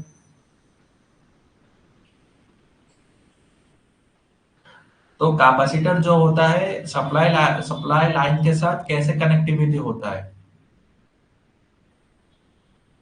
कैपेसिटर जो होता है ये हमेशा शॉर्ट कनेक्टेड होता है, ठीक है। एक क्रॉस कनेक्टिविटी होता है। क्यों कनेक्टिविटी होता है, क्रॉस कनेक्टिविटी क्यों होता है, पैरेलल उसके साथ क्यों कनेक्टिविटी होता है। ऑब्वियसली बात है, तो शॉर्ट कैपेसिटर हम लोग क्यों इस्तेमाल करते हैं, तो पावर फैक्टर को इंक्रीज करने के लिए, है कि नहीं। तो 55 का जो सही आंसर रहेगा ये अपना ए, ठीक है। 56 वाला क्वेश्चन देखिए क्या पूछ रहा है। Which of the following insulator is used in the EHV transmission line. EHV transmission line पे हम लोग कौन से इंसुलेटर इस्तेमाल करते हैं।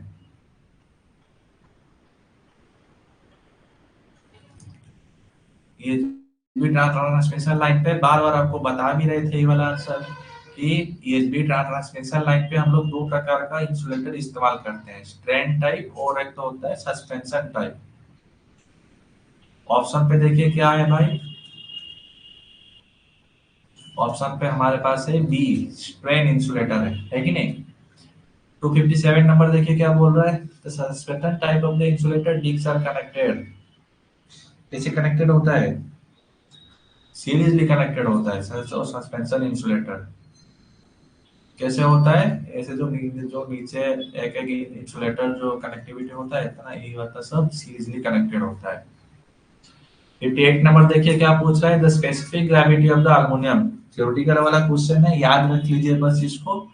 Specific gravity of the aluminium क्या होता है, 2.7।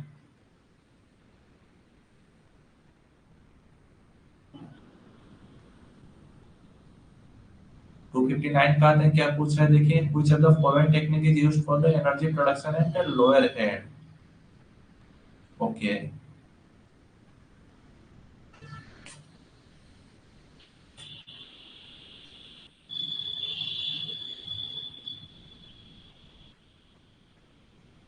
प्रोडक्शन कहाँ आएगा, ये तो एनर्जी डिस्ट्रीब्यूशन होगा ना लोअर हेड पे।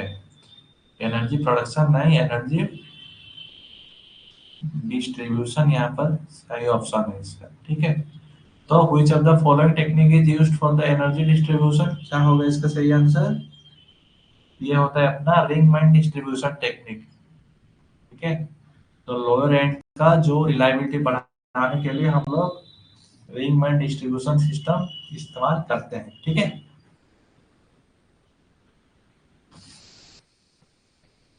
यहाँ पर पूछ रहा है कि थिम्बल हम कहाँ इस्तेमाल करते हैं। थिम्बल जो होता है मेनली एक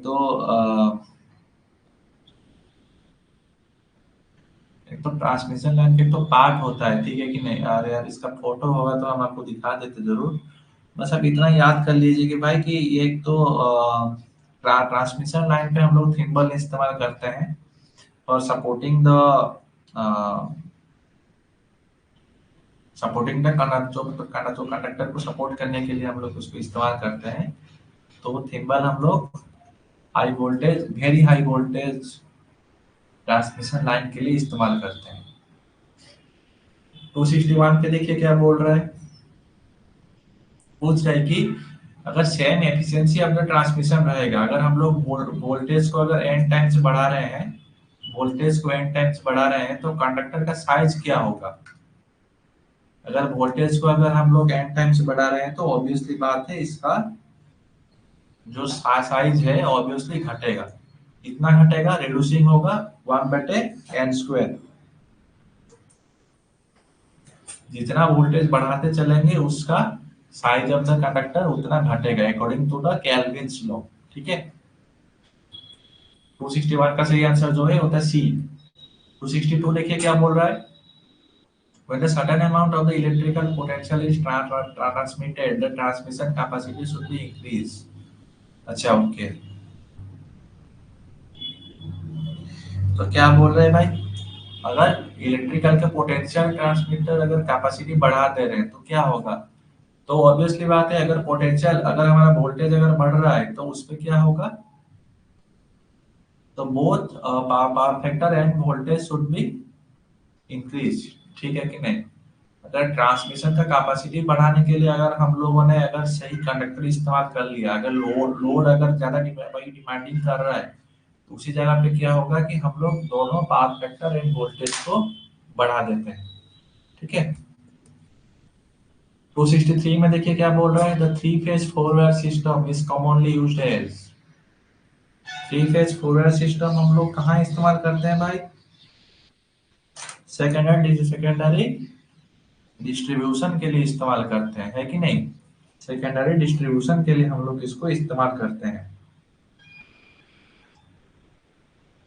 नेक्स्ट क्वेश्चन देखिए, 264 क्या बोल रहा है, the purpose of the providing in insulation of the current carrying conductor. अच्छा ठीक है, तो कंडक्टर के ऊपर हम लोग इंसुलेशन क्यों प्रोवाइड करते हैं? तो नॉर्मली आपको बता देता हूँ, एलटी में भी तो हम लोग कवर अप तो करते ही रहते हैं।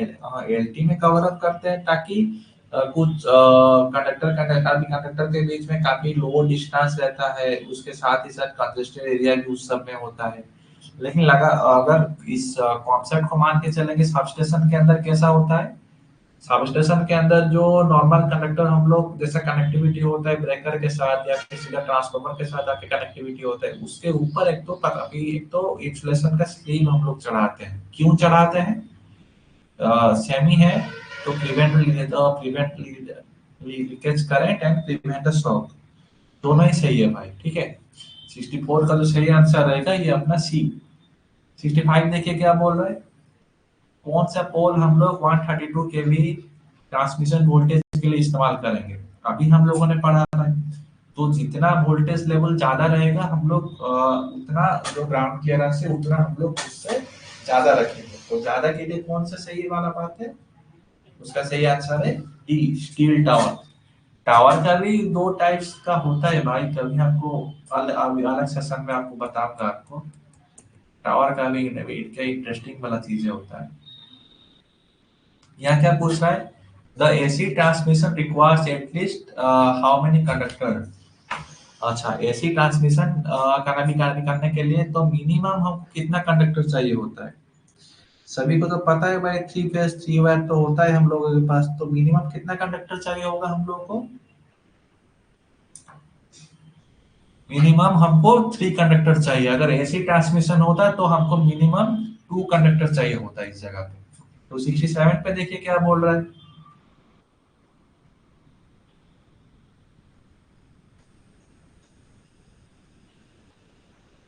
बोल रहा है कि due to the charging current in transmission line, ठीक है, during charging current of the transmission line continuous power losses होता है या फिर कुछ फिक्स्ड होता है या फिर से वो कट जाता है?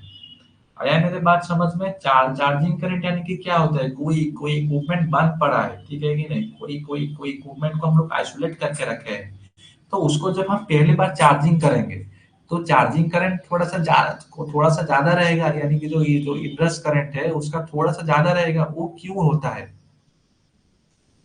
Due to the capacitance effect. ठीक है, तो वो जो कैपेसिटेंस इफेक्ट के कारण जो चार्जिंग करंट जो हाई रहा, उसके लिए जो पावर लॉसेस रहेगा ऐसा कुछ फिक्स्ड नहीं होता है, ठीक है कि नहीं, वो अपना कंटिन्यूसली चलता रहता है। ठीक है, इसका जो सही आंसर रहेगा ये होता है अपना बी। ठीक है,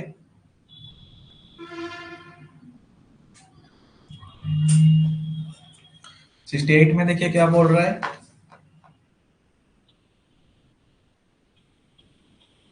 बोल रहा है कि एक तो इलेक्ट्रिक पोल को जब हम लोग मिट्टी के नीचे जब उसको गड्ढा खोल के जब उसको डालते हैं मिट्टी के अंदर, तो कितने पार्ट डालते हैं? यानी कि एक पोल मान लीजिए कि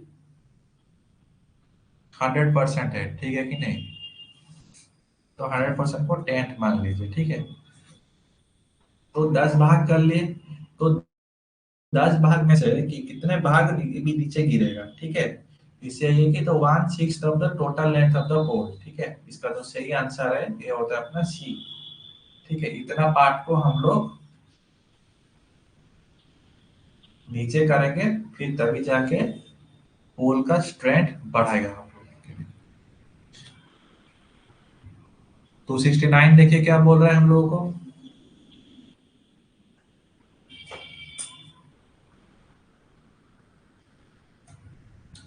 एक तो three phase four wire and three wire DC system के लिए जो कवर हम लोग इस्तेमाल करते हैं उसका क्या रेशियो होता है?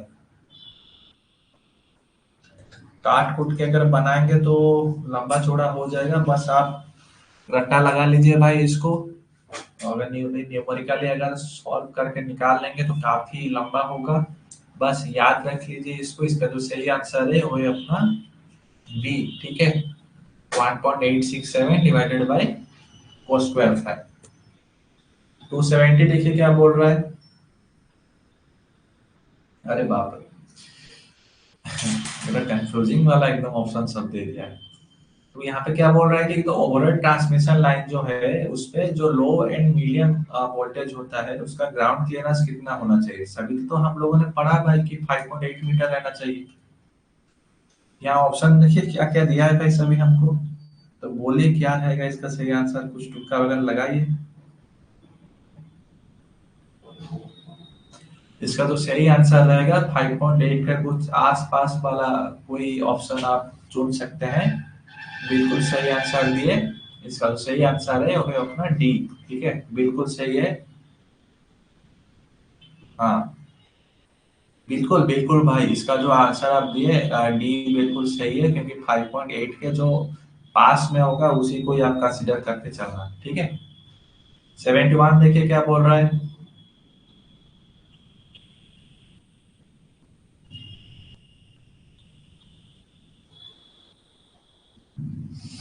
बोल रहा है कि जो बिल्डिंग होता है, बिल्डिंग के ऊपर तो जनरली होता है कि हम लोग एचटी हाई वोल्टेज जो लाइन होता है उसके नीचे घर बनाना अलाउड नहीं है। लेकिन नॉर्मल डिस्ट्रीब्यूशन लाइन पे क्या होता है कि जो लो एंड मीडियम वोल्टेज होता है, जो डिस्ट्रीब्यूशन वाला वोल्टेज होता है, ये सब रूफ के ऊपर जाता है। ठीक है कि नहीं? ये घर बना देता हूँ भाई। ठीक है, एक तो घर बना देता हूँ यहाँ पे।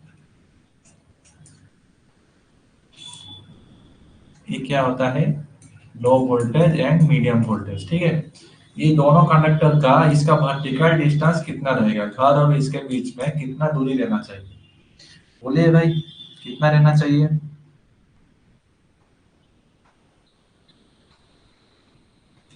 मिनिमम डिस्टेंस जो होता है ये अपना 2.44 हम मान के चलते हैं। 2.44 यानी कि जो करेक्ट आंसर रहेगा ये होता है अपना डी, 2.439 मीटर डिस्टेंस रहना चाहिए from the ground to the conductor. ठीक है, 72 देखिए क्या बोल रहा है भाई हम लोग को। तो line connected to the alternator of step up and step down transformer for power generation centre is called. Okay, जो मेन लाइन जनरेटिंग हो रहा है,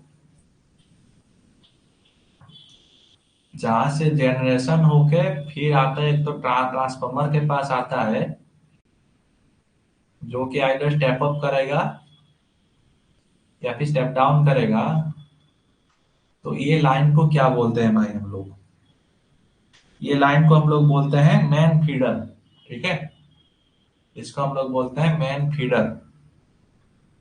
273 देखिए क्या बोल रहा है। The main advantage of the AC transmission system over DC transmission system क्या होता है सही भाई?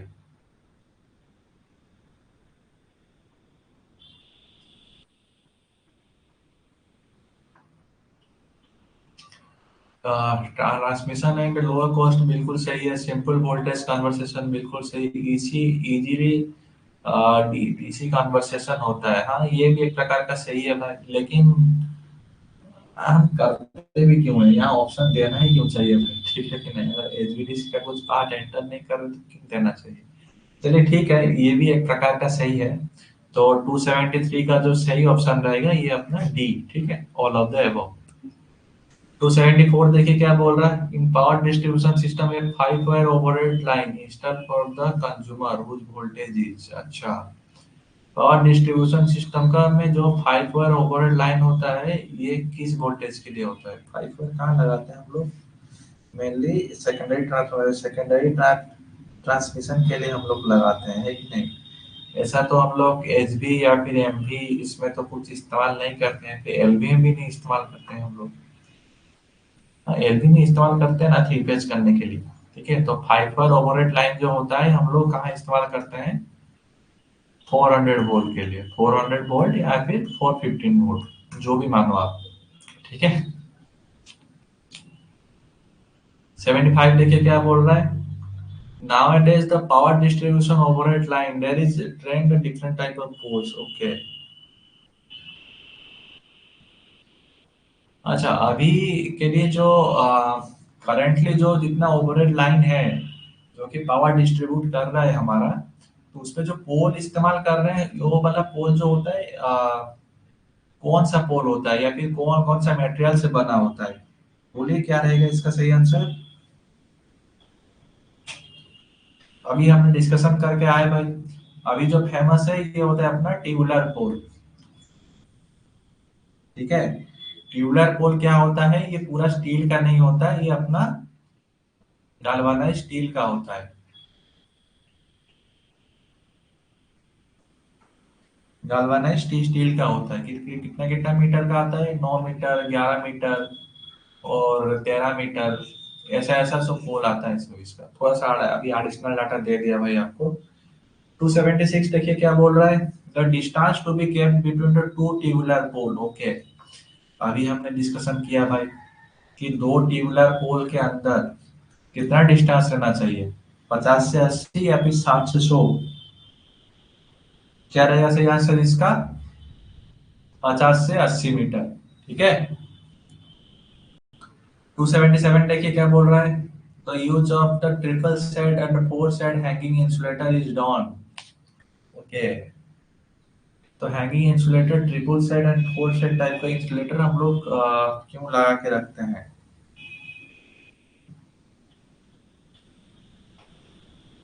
Triple set and four set insulator तो हम लोग नॉर्मली इजीली लाइन के लिए इस्तेमाल करते हैं, लेकिन यहाँ क्या है ऑप्शन पे? ऑप्शन पे है हाई वोल्टेज ट्रांसमिशन लाइन, तो ठीक है इसी को ही मान के चलते हैं।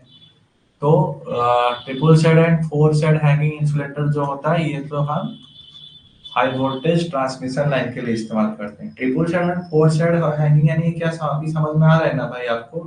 एक एक ट्रांसमिशन लाइन देख रहे होंगे भाई आप, जहाँ की क्या कैसा होता है, एक इंसुलेटर ऐसे ऐसे आता है, फिर एक को कनेक्ट करके ऐसा होता है, फिर एक को कनेक्ट करके ऐसा, फिर नीचे कनेक्टर गया होगा। आ गई समझ को? ये क्या हो जाता है भाई? तो ये ट्रिपल सेट, डबल सेट, इस टाइप का सब लगा रहता है। ठीक है, आप लोग शेयरिंग मान के चलते हैं। 78 देखे क्या बोल रहा है।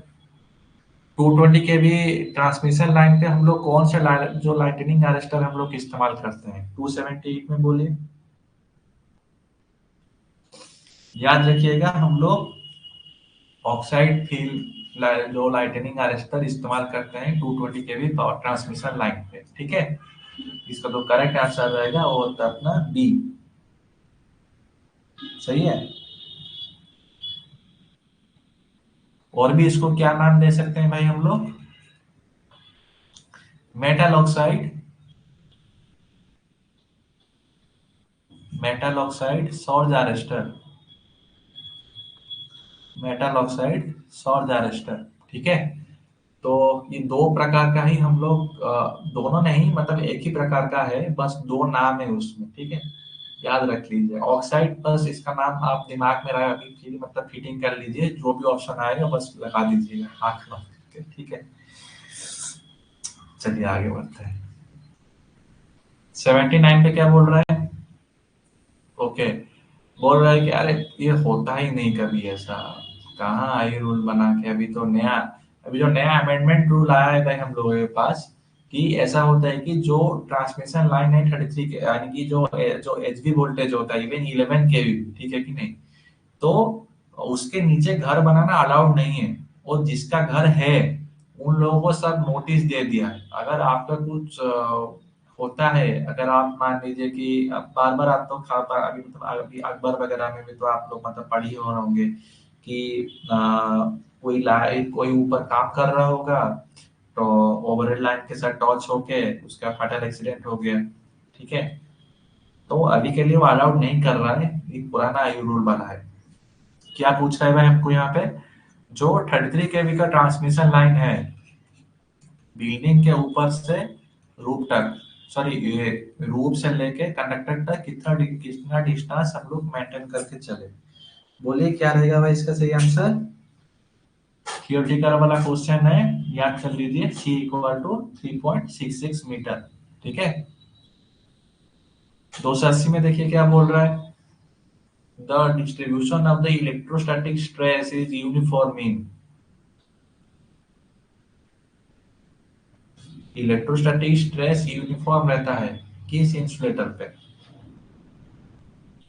इलेक्ट्रोस्टैटिक स्ट्रेस जो होता है हमेशा याद रखिएगा यूनिफॉर्म होता है पिन इंसुलेटर पे। क्यों? क्योंकि वो नीचे हैंगिंग जैसा नहीं रहता है। वो उसका स्ट्रक्चर कैसा होता है, तो वेवी टाइप का होता है। इसको हम लोग बोलते हैं, एक तो वावी टाइप का स्ट्रक्चर हम लोग बोलते हैं। मैं एक्चुअली सही से इसको बना नहीं पा रहा हूँ। और उसके ऊपर ऐसा कंडक्टर जा रहा होता है। ठीक है। तो कंडक्टर का जो इलेक्ट्रिकल स्ट्रेस होता है ना इस वाले एरिया में, ये डिस्ट्रीब्यूटेड हो जाता है कि किसका कारण, for the pin type insulator. ठीक है। 81 पे देखिए क्या बोल रहा है, what is the purpose after balancing the field across connected in a DC three wire distribution system. Okay. Three phase, अच्छा, DC three wire distribution system जो होता है नॉर्मल सब स्टेशन में, ये वाला आपको देखने को मिलेगा। ठीक है। तो वहां पर हम लोग जो दोनों फेज टू न्यूट्रल कैसा होता है, ये दो फेज होता है, बीच में एक तो न्यूट्रल होता है। ठीक है। तो दोनों के बीच में हम लोग क्यों मेंटेन करके चलते हैं, क्यों हम लोग बैलेंसिंग करके चलते हैं कि वोल्टेज को, क्यों? इसलिए कि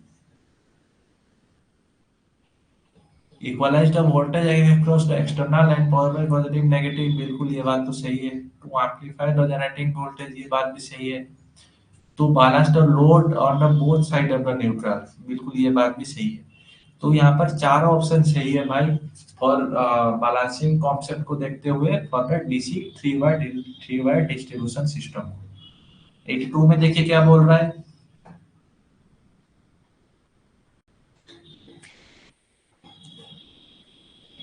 तो ये रहने दीजिए, ऐसा नहीं आता है। 83 में देखिए क्या बोल रहा है, according to the I rule high voltage transmission line are to be the gap from the ground to the road. Okay. तो मिनिमम हाइट कितना है, कि अभी मिनिमम हाइट कितना मतलब रहना चाहिए फ्रॉम द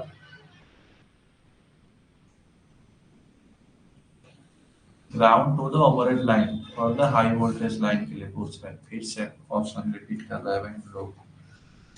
बोले भाई हाई वोल्टेज लाइन के लिए कितना ग्राउंड क्लियरेंस रहना चाहिए यहाँ पे। अभी तो हम लोगों ने पढ़ के आया, क्या रहेगा इसका सही आंसर, 6.1 मीटर यानी कि 20 फीट। ठीक है।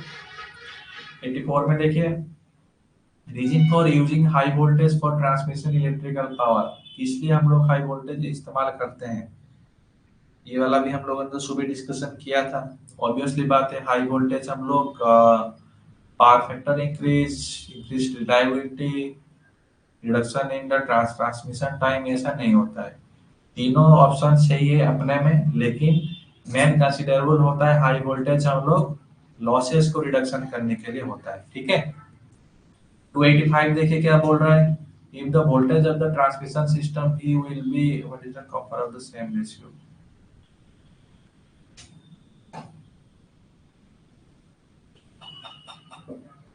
ओके। अच्छा ठीक है, यहाँ पर ट्रांसमिशन सिस्टम का वोल्टेज हम लोग को दे दिया है V बोल के, और what will be the weight of the copper. अच्छा, तो weight of the copper end voltage के साथ क्या रिलेशनशिप क्या होता है, तो नॉर्मली है भाई, कॉपर के साथ उसका जो रिलेशनशिप निकल के आता है, अगर हम लोग ये फॉर्मूला निकाल के करें ना, P equal to V cos five, R equal to rho L by A, अगर इस सब को अगर इक्वेशन को सॉल्व करते हुए चलेंगे तो लास्ट में यही वाला आएगा भाई, उसका रिलेशनशिप आएगा। ठीक है, कॉपर वेट एंड वोल्टेज का रिलेशनशिप। ठीक है, 1/v² इसका सही आंसर। 86 देखिए क्या बोल रहा है, अगर एफिशिएंसी ट्रांसमिशन लाइन का बढ़ेगा तो उससे हम लोग को क्या फायदा मिलेगा। अगर एफिशिएंसी ट्रांसमिशन लाइन का बढ़ेगा उससे हम लोग को क्या फायदा मिलने वाला है। उससे दोनों वोल्टेज एंड पावर फैक्टर जो होता है बढ़ता है, ठीक है। 87 पे देखिए क्या बोल रहा है, when the both of the distribution line and straight line are installed at the same pole, the mutual distance between the two poles should not be more than। अच्छा ठीक है, जो हमने बोला जो जो यूटिलिटी वाला पोल का एग्जांपल अभी मतलब बात कर रहे थे, ठीक है। तो वो यहाँ पे बोल रहा है कि वो टू म्यूचुअल जो पोल होता है उसका डिस्टेंस जो होता है मिनिमम कितना रहना चाहिए, ठीक है। मोर देन छोड़िए, मिनिमम कितना रहना चाहिए बोलिए भाई। उसका जो सही आंसर है वो है अपना 45, ठीक है। मिनिमम 45 मीटर का डिस्टेंस हम लोग मेंटेन करके चलते हैं, ये जो यूटिलिटी का डिस्ट्रीब्यूशन पोल रहता है, क्योंकि उस पर स्ट्रीट लाइन लगा रहता है, डिस्ट्रीब्यूशन लाइन जाता रहता है। और क्या पढ़े थे भाई हम लोग, टेलीफोन वाला भी तो लाइन जा रहा होगा ना उसमें। Transmission line at to be connect, कैसे कनेक्ट होता है ट्रांसमिशन लाइन बोलिए। 280 में क्या बोल रहा है, transmission line had to be used to connect the power station to step down the substation। बिल्कुल सही बात है। अब जनरेटिंग से ट्रांसमिशन लाइन गया, ठीक है कि नहीं, जो सब स्टेशन में कनेक्ट करेगा वो क्या करेगा, उसी वोल्टेज को फिर स्टेप डाउन तो करेगा ना। 89 पे देखिए क्या बोल रहा है, gas is a discharge of the electricity through the combination of the ionized air and the vapor conductor medium। अच्छा ठीक है, तो इलेक्ट्रिसिटी जो डिस्चार्ज करने का ऐसा कौन सा मेथड होता है जो कि एयर को आयोनाइजेशन करता है उसके साथ वेपराइज भी कर देता है। तो एक ही तो है भाई यहाँ पे, आर्किंग सुने हैं ना भाई आप लोग, आर्किंग रहेगा क्या यहाँ पे, बिल्कुल वही है भाई। आर्किंग कैसे होता है, जो ब्रेकर के अंदर नहीं होता है फिक्स्ड पार्ट मूविंग पार्ट रहता है, जब ये खुलता है तो उसके अंदर जो आर्किंग जो क्रिएट होता है, ठीक है कि नहीं, वो क्या करता है, आर्किंग यानी क्या होता है, जब खुलता है तो उसका पास का जितना भी एयर एयर होता है, एयर यानी कि इसी कॉन्टैक्ट के बीच में जो एयर होता है उसको आयोनाइजेशन करता है, तभी स्पार्किंग होता है। जो क्वेंचिंग मीडियम हमारा होता है उसको क्या करता है कि वेपोराइज कर देता है, यानी कि घटा देता है, ठीक है। 90 में देखिए क्या बोल रहा है, what is the best place to install the capacitor. Capacitor हम लोग कहाँ इस्तेमाल कर सकते हैं, मतलब कहाँ कहाँ इस्तेमाल करने पर हम लोग को सही से इफेक्ट मिलता है। मान लीजिए कि फेरांटी इफेक्ट को रिड्यूसिंग करना हो या फिर अपना पावर फैक्टर को इंक्रीज करने के लिए क्यों ना हो। तो 90 का क्या सही आंसर रहेगा हम लोगों के पास, across the terminals of the inductive load, ठीक है। तो 290 का जो सही आंसर रहेगा वो अपना बी। 291 पे देखिए क्या बोल रहा है, if the loading of the transmission line is correspondence to the surge impedance loading. अच्छा एसआईएल का यहाँ पर कॉन्सेप्ट पूछ रहा है, ठीक है। Then the voltage at the receiving end, ठीक है। Okay, the loading of the transmission line अगर सर्ज इंपीडेंस के बराबर अगर हो जाएगा, ठीक है, अगर लोडिंग अगर सर्ज इंपीडेंस के लोडिंग के हिसाब से हो जाएगा तो वोल्टेज रिसीविंग एंड पे क्या मिलेगा भाई हम लोग। सर्ज इम्पीडेंस लोडिंग यानी कि क्या होता है कि सर्ज इम्पीडेंस लोडिंग हमारा वहीं दिखाई देता है जहां पर एक तो लॉसलेस लाइन होता है, ठीक है कि नहीं, वहीं पर जाके हमको देखने को मिलता है सर्ज इम्पीडेंस लोडिंग, ठीक है। सर्ज सर्ज इम्पीडेंस ओवरहेड का कितना होता है, ओवरहेड लाइन का कितना होता है, अंडरग्राउंड केबल का कितना होता है, ये ऑलरेडी मैंने आपको बता दिया है उस वाले सेशन पे, देख लीजिएगा उसको जाके। तो यहाँ पे जो करेक्ट आंसर होता है इसका वो होता है अपना सी, ठीक है। लॉसलेस लाइन है हमारा, तो इसीलिए जितना सेंडिंग एंड का वोल्टेज होगा उतना ही रिसीविंग एंड का भी वोल्टेज होगा, ठीक है। 92 में देखिए क्या बोल रहा है भाई हम लोगों को, three phase transmission line conductor has arranged in the horizontal spacing with the d as the distance between the adjacent conductor, ठीक है। Okay, it three these conductor are rearranged from the equilateral triangle for the side to। अच्छा बोल रहा है कि अगर अगर हम लोग कंडक्टर को ऐसे अगर इसको मतलब रीअरेंज करे और डिस्टेंस जो दोनों पे रहेगा डी डी रहेगा, ठीक है कि नहीं। तो ये डिस्टेंस को हम लोग क्या बोलते हैं भाई, कल तो बताया था भाई आपको, जीएमडी बोलते थे ना हम लोग। जीएमआर और जीएमडी का जो कॉन्सेप्ट आपको बताए थे, ठीक है, फेस टू फेस का डिस्टेंस होता है उसी को हम लोग जीएमडी बोलते हैं। तो जीएमडी आने पर क्या फर्क पड़ता है भाई हम लोगों को, तो कैपेसिटेंस बढ़ जाता है और इंडक्टेंस घट जाता है हम लोग का। बताइए कौन सा ऑप्शन पे है ये वाला सही आंसर? इसका जो सही आंसर है वो अपना बी, कैपेसिटेंस बढ़ता है उसके साथ इंडक्टेंस जो होता है घट जाता है। और बताइए advantages of the corona in the power system क्या होता है भाई? पावर लॉस बेस होता है? बिल्कुल भी नहीं, पावर लॉस तो ज्यादा होता है। Increase the flow of the charging current होता है क्या भाई ऐसा? बिल्कुल भी नहीं। reduce the magnitude of the high voltage wave due to the lightning, हाँ ये सही बात है भाई। जब लाइटनिंग आ रहा होगा ना, power loss is the more. हाँ ये एडवांटेज कहाँ है? ये तो डी क्या डी डिसएडवांटेजेस भी आ गया, ठीक है कि नहीं? तो ये भी नहीं होगा। तो magnitude of the high voltage क्या होता है? तो कोरोना इफेक्ट के कारण क्या होता है कि कुछ कुछ जो हाई वोल्टेज का मैग्नीट्यूड होता है तो थोड़ा बढ़ जाता है। उससे क्या होता है कि जो सर्जेस आता है, तो अगर हमारे सिस्टम मान लीजिए कि हमारे सिस्टम अगर मान लीजिए टू टू 220 केवी का है due to the corona effect, और मान लीजिए कैपेसिटेंस इंडक्टेंस जो भी इफेक्ट के कारण अगर हमारे पास फ्लो हो रहा है 224 केवी, कुछ सर्ज अगर मान मान लीजिए अगर हमारे पास आ रहा है 2.2 केवी का कुछ सर्जेस हमारे पास आ रहा है, तो ऑब्वियसली बात है उसको क्या नलिफाई कर देगा ना ये सब चीजें। तो कोरोना के कारण बस यही एक तो फायदा होता है, ठीक है। तो 294 में क्या बोल रहा है कि लोड फ्लो स्टडी हम लोग क्यों करते हैं? लोड फ्लो स्टडी यानी कि क्या होता है, एक सब स्टेशन होता है हम लोगों के पास।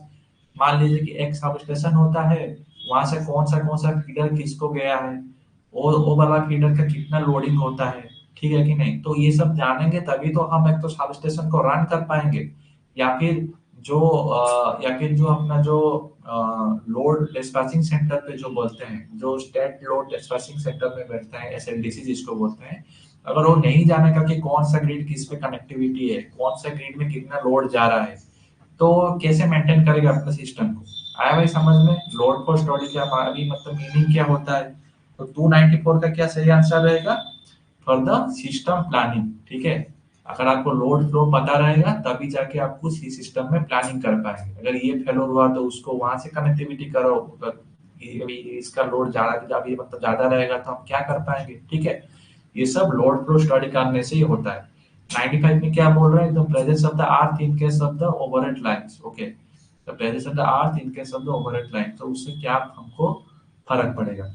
बोलिए 195 का क्या सही आंसर रहेगा? अगर अर्थिंग रह रहा है ओवरहेड लाइन पे, तो उससे क्या होता है कि हम लोगों के पास कैपेसिटेंस जो होता है ओवरहेड लाइन का बढ़ जाता है। 96 में बोले क्या बोल रहे हैं? तो स्टेडी स्टेट जो stability of the power system is improve. Steady state यानी कि क्या होता है कि एक स्टेज में कुछ हलचल वगैरह होता नहीं है, कुछ मैग्नीट्यूड वगैरह चेंजिंग नहीं होता है। एक तो मान लीजिए एक तो स्टेबल सिस्टम हम लोग उसको मान के चल सकते हैं, ठीक है। कुछ वोल्टेज फ्लक्चुएशन वगैरह नहीं है, लोडिंग वगैरह एकदम कांस्टेंट फ्लो पे एकदम चल रहा है, ठीक है। उसी को हम लोग बोलते हैं स्टेडी स्टेट सिस्टम, ठीक है। तो उससे क्या उससे स्टेडी स्टेट स्टेबिलिटी से हमको क्या क्या इंप्रूवमेंट मिलता है? स्टेडी स्टेट से हमको यही मिलता है कि using the double circuit line instead of single circuit line, ठीक है।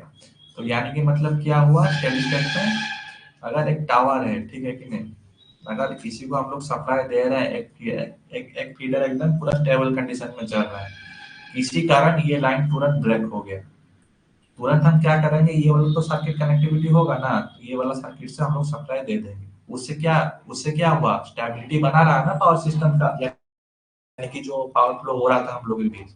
97 में देखिए क्या बोल रहा है, in EHV transmission line, the efficiency of the transmission can be increased by decreasing the corona loss. It is achieved by, तो corona loss को हम लोग कैसे reducing का भी मतलब क्या मतलब कर सकते हैं?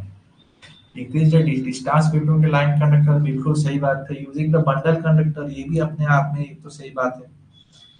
तो using the thick conductor, thin conductor, ये इतना अप्रोप्रिएट सब आंसर नहीं है। दोनों आंसर सही है, लेकिन यहाँ जो करेक्ट आंसर अगर देखेंगे तो सही रहेगा अपना अपना बी, ठीक है। डिस्टेंस अब बढ़ाते बढ़ाते कितना बढ़ाएंगे भाई, तो जितना डिस्टेंस बढ़ाएंगे उसी के हिसाब से जो टावर का जो साइज है वो भी तो बढ़ जाता है ना हम लोगों के पास। आया समझ में? तो तभी इसका जो करेक्ट आंसर रहेगा ये होता है B, using the bundle conductor. 98 पे देखिए क्या बोल रहा है भाई हम लोगों को। स्ट्रिंग एफिशिएंसी के वाला एक तो क्वेश्चन है, लेकिन स्ट्रिंग एफिशिएंसी इतना तगड़ा क्वेश्चन नहीं आएगा, रहने दीजिए। 99 पे चलिए क्या बोल रहे हैं, तो for an accurate load flow calculation for the large power system the best method. तो लोड फ्लो कैलकुलेशन का सबसे बेस्ट मेथड क्या होता है, हम लोग तो न्यूटन रेफरेंस मेथड से कर ही लेते हैं, लेकिन अगर यहाँ पर क्या सही आंसर क्या रहेगा, गॉस साइडल तो काफी कॉम्प्लिकेटेड रहता है। यहाँ पर जो करेक्ट आंसर रहेगा ये होता है अपना ए, ठीक है, न्यूटन रैप्सन्स मेथड। उससे हम लोग को लोड कैलकुलेशन फ्लो पे, ये एक तो मेथडोलॉजी है भाई, ये एक तो साइंटिस्ट है भाई जिन्होंने बना के गए थे भाई कि मान लीजिए कि ये इतना एम्पियर का लोड है, तो उसके लिए हम लोग इतना बैंक का कैपेसिटर बैंक लगाएंगे, और कब लोडिंग फ्लो का अगर फ्रीक्वेंसी घट जाएगा तो हम उसी एक्शन पे क्या करेंगे। आज समझ में, तो ऐसा ऐसा कुछ कुछ कंडीशन दिया है, उसी को देखते हुए हम लोग पावर सिस्टम का लोड लोड फ्लो का कैलकुलेशन कर लेते हैं, ठीक है।